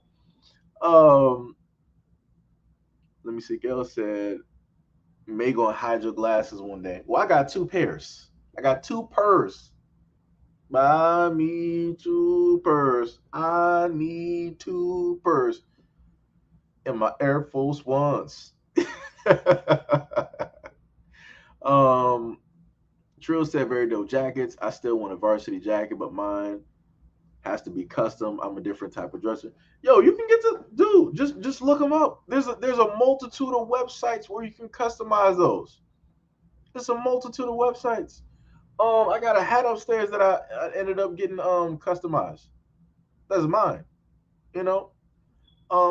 But shoes customized, hat customized. I could probably even do. I got a pair a hoodie and a pair of jogging pants, a matching set. That's like that has like the stuff that I made. You know. So it's like you can easily sit up there and do it. Like I said, I don't care if people want to consider it cheap or whatnot, whatever. At least I know I'm wearing my own stuff. You know, like I said, it's something that I designed, something that I like, something that if I step outside the house, I know it's a rare chance that anybody else is wearing the exact same thing. And that was the thing that annoyed me in high school, seeing people wear like the exact same stuff. I'm like, yeah. I mean, now if it was like some anime type stuff, that's different. I knew she was gonna get up there. But that's different, right? But I'm just talking about like normal fashion in general, stuff like that. Yo, Dark, what is up? What is up? What is up? Let me see. Trill said, if I wear any of that stuff, it's custom and doesn't cost much. I'd rather get a custom high end type of clothing than something everyone has for like 5 times the price. Ooh. Oh, you said custom high end. I do know of some websites that do offer that, but that'll run you about like $700 to like $800, and that was just for shoes. And I'm like, I ain't doing that. I ain't doing that. I'm like, them shoes ain't that fly for me to me doing that. I'm like, nah, I ain't doing that. Nope, nope, nope, nope, nope. Maybe you know what? Maybe if I was living in like a different place, like let's say like if I did like some investment or cryptocurrency, right? And like that one dude did, I became like a billionaire. I moved to Dubai. I'll be over there because then if I wanted to buy stuff and wear it, I could sit up there and do that, and I don't have to worry about nothing because everybody over there got money. So it's like, what they're going to sit up there and try to like rob you for? They're not. Because if they want to get it, they can get it, or they know somebody that makes that stuff. Like, that's the dope thing about having people that are like of like the same type. It's like in a sense, you don't really, in a sense, hear about like billionaires like robbing other billionaires, like really holding them up. They'll do it in different ways, but usually, you don't really hear about like rich people really trying to rob other rich people, right? So, but you hear all the time people that are like middle class and poor always trying to rob each other, always trying to take something. Crazy stuff, dog. It's crazy. Tippy said, "What's the difference between a bomber jacket and a regular black jacket everybody used to wear at Foot Locker? People used to get bomber jackets." Yeah, I remember that. Let me see. I know what you're talking about. Let me see.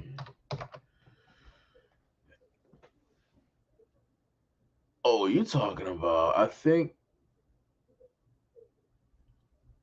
Okay, okay, okay. Oh, I know what you're talking about. Yeah, yeah, yeah, yeah. See the bomber jackets I'm talking about though. Let me show you.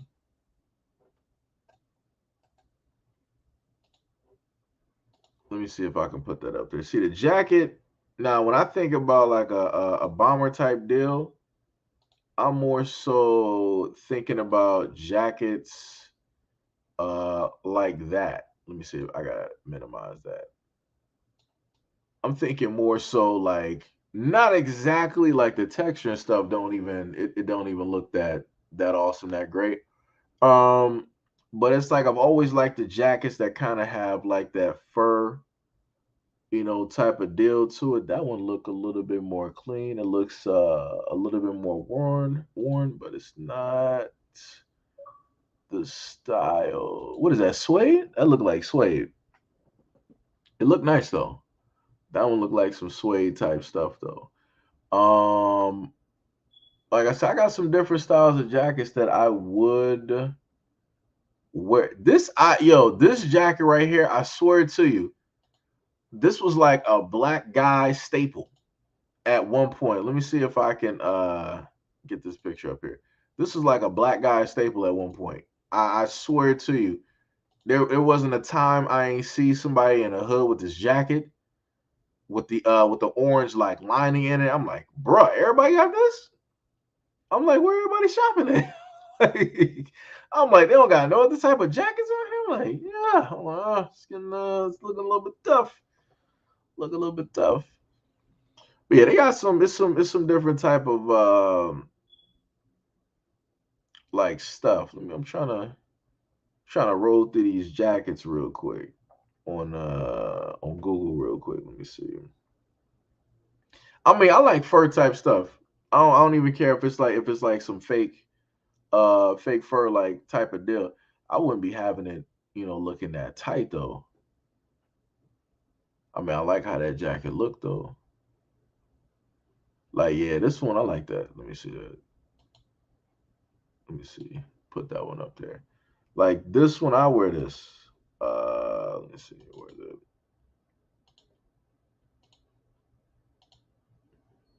Like that one because I like the neck basically being covered and whatnot. And it looks like over time, like as like if that's actual, like a type of hide or a leather, like it'll have like that worn look, like over time that worn, like weathered, like type of look. But I think this was more so towards like winter and like fall type of deal because no, they got a zipper on the side where you can take that off, but I'll probably have to wear like a hoodie. Oh yeah, I can't even see that. My bad. Trying to put that directly up there. It's like I'll wear something like that. Um, I mean, for me, I would say because I'm still looking at stuff. I don't super like wearing a lot of bright colors because in my mind, I'm always thinking about like people in gangs and stuff, and I ain't trying to like have like no dealings with that. So I mostly wear different colors. Like I don't know any gangs that's just like a solid brown or like black or different stuff like that. Like we don't got no gangs in the United States where they just like use like African clothing to like represent they. So it's like I ventured to like some different type of deals, when it comes to that. Yo, that looked dope. That looked dope. Like this right here, I might not sit up there and like wear some colors, but in my mind, I'm thinking about some Dragon Ball Z. That'd be a dope ass bomber jacket for Dragon Ball Z type stuff. So if anybody knows Dragon Ball Z and you know about like Frieza, that would be like a dope jacket to have customized with like some Frieza type of like artwork, directly on there. That'd be dope. That would be a pretty dope canvas. Because I actually got a shirt, it's black and it has that same type of like purple shine with Frieza directly on it. Like I have a shirt like that, but it's in the reverse. Um but yeah, it would just be that'd be probably the only thing that's purple like that, other than maybe like the shoes. So it'd be like all black. If you don't get yourself down, man, too big for this.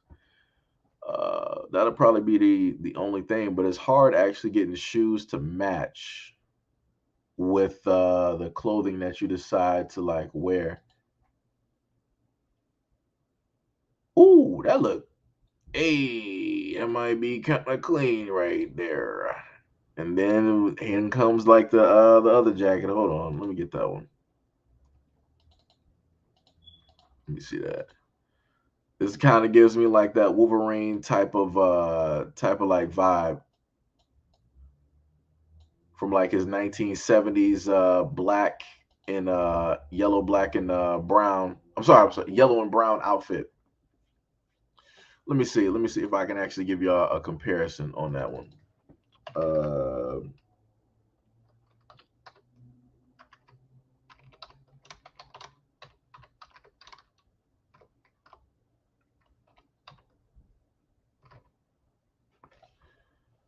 Because I used to love that costume. I was like, that's a very very dope costume. Let me find a dope picture for that.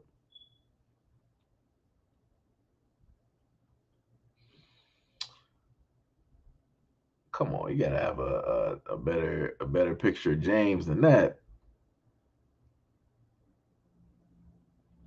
Yo, I'll take that one. Might not be like the best one, but I'll take it. So basically, to show that comparison, we got that right there, and then we would just do this image.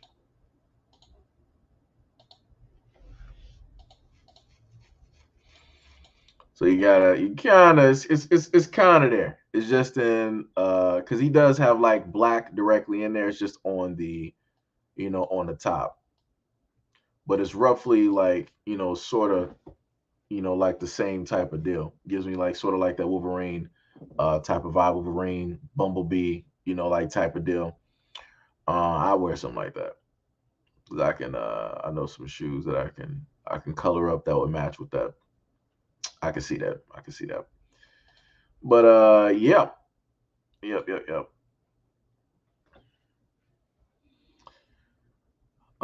Let me see. Rich people just kill each other for power. Yeah, that's true. Yep.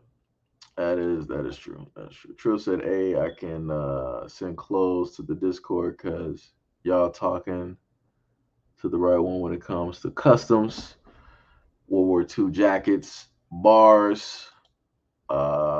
Said, gee, would you buy Shadow the Hedgehog bag? But yo, I'm about.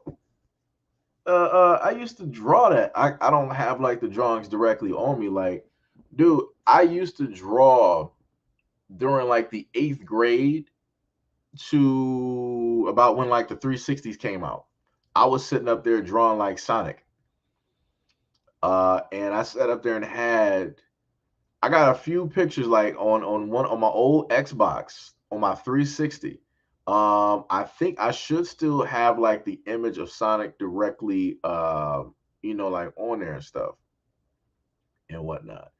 Um what I ended up doing at one point was that I drew, right? I had like this tape, right? And what I would do is I would have like this white tape. It was like this white medical tape. And I would sit up there and draw the character directly on there and then, you know, color it. But for my friend, I didn't sit up there and color. It was just in like in black and white or whatever it was. Like I used to sit up there and like do stuff like that. Shadow the Hedgehog is dope. Shadow is dope. It would probably depend on like the style of like the backpack. It would probably like depend on like like the style of it. Trill said I have one of those. Okay, I got you. Trill said mine's in patches. Trill said that's a black mobster in the Antarctica jacket.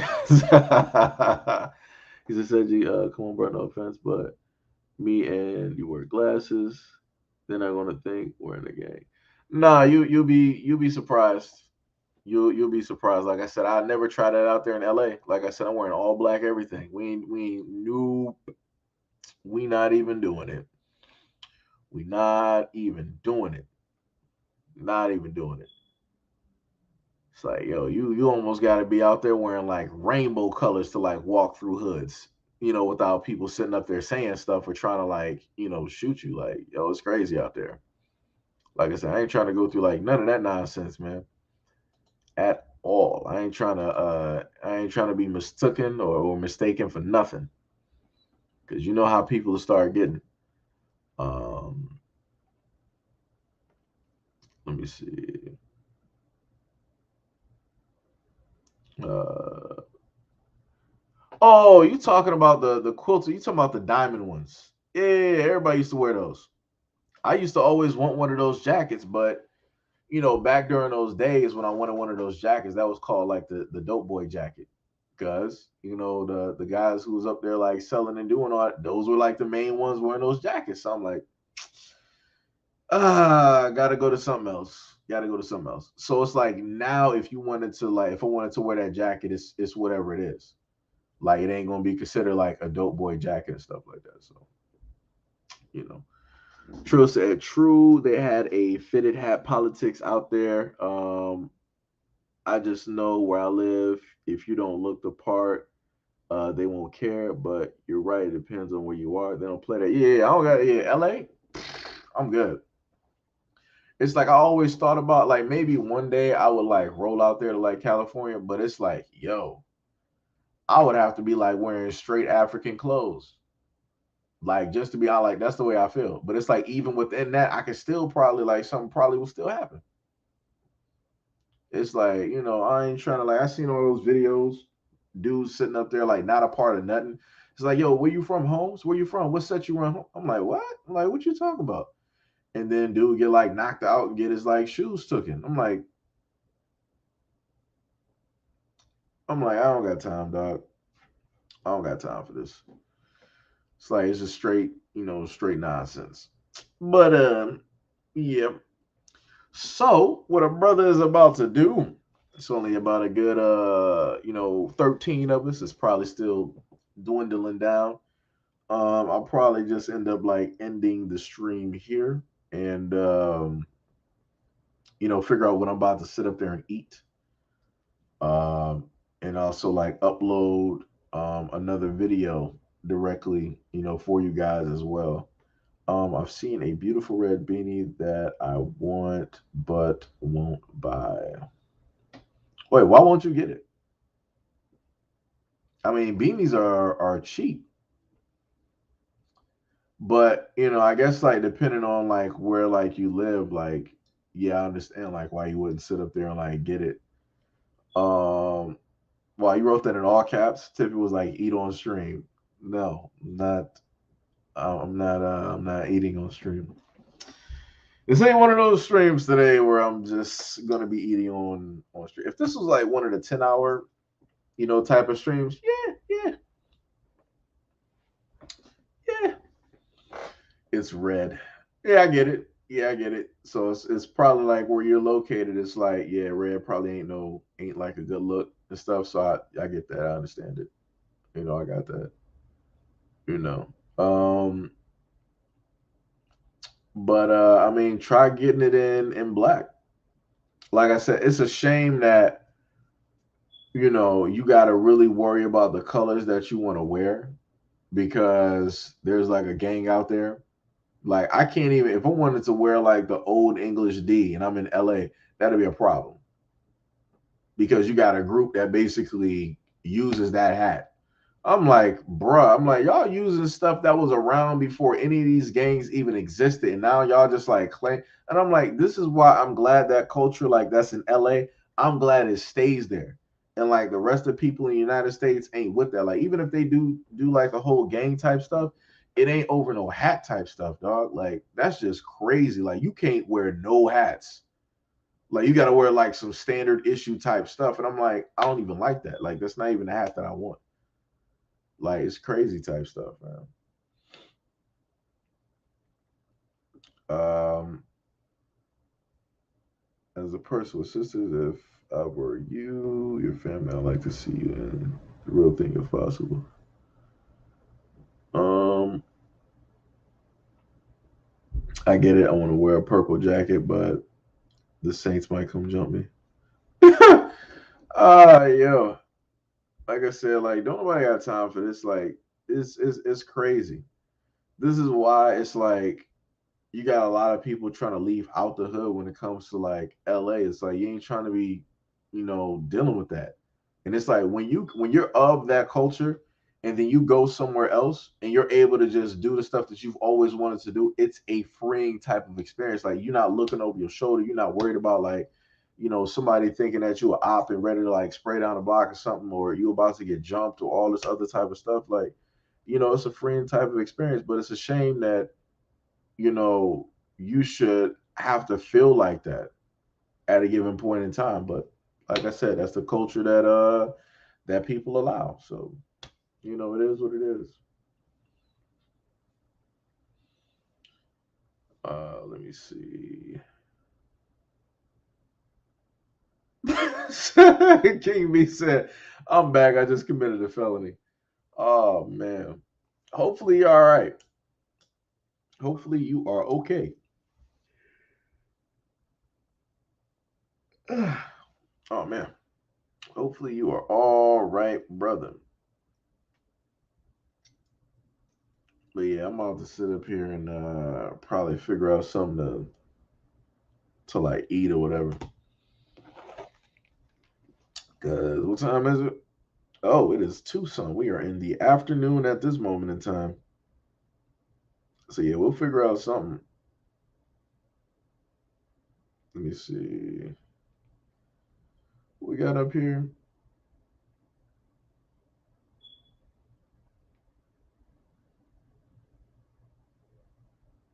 Elder Scrolls 5 gameplay.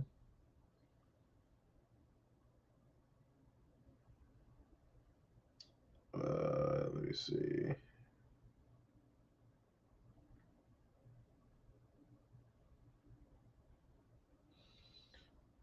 I'll be right there with them.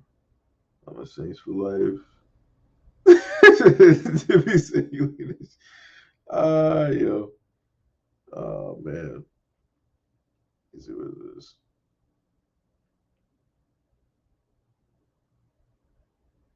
But yeah, I probably have another topic to talk about pretty soon with y'all. Because I got some other videos I want to upload to y'all. Then one of the live streams, I broke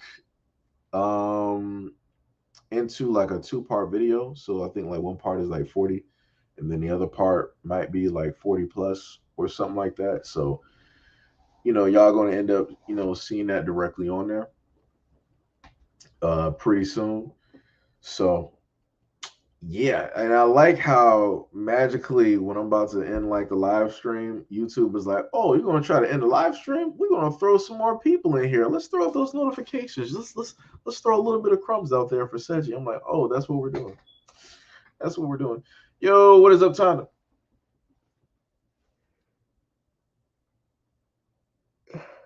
What is up? What is going on? What is going on? What is happening in these streets? What is happening?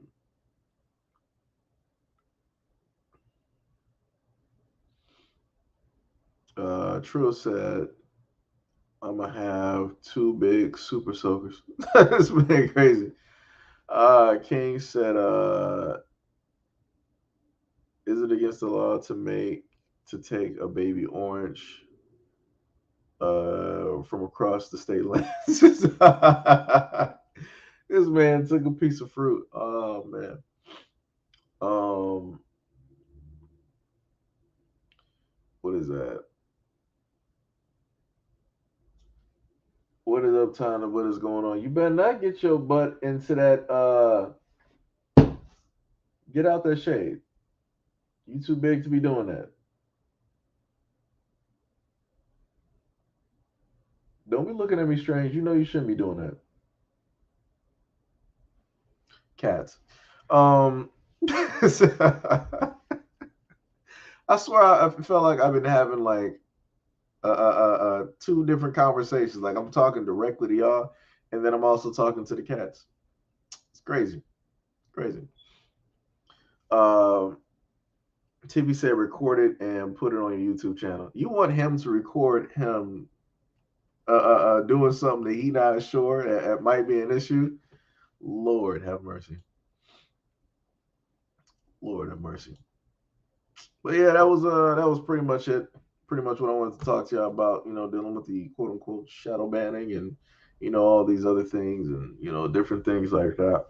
Like I said, because I can clear cut see it in the views and also in the notifications because y'all are the main ones that tell me that y'all barely get the notifications from the get go anyway. So yeah.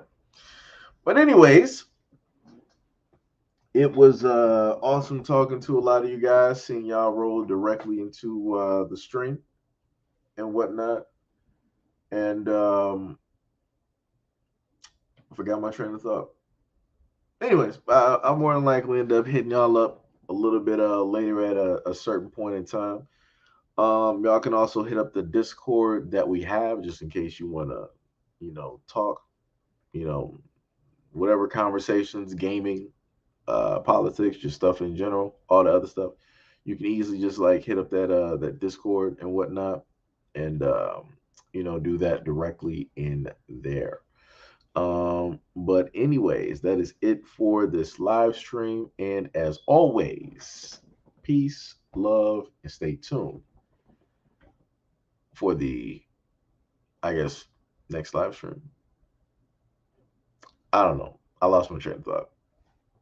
Peace.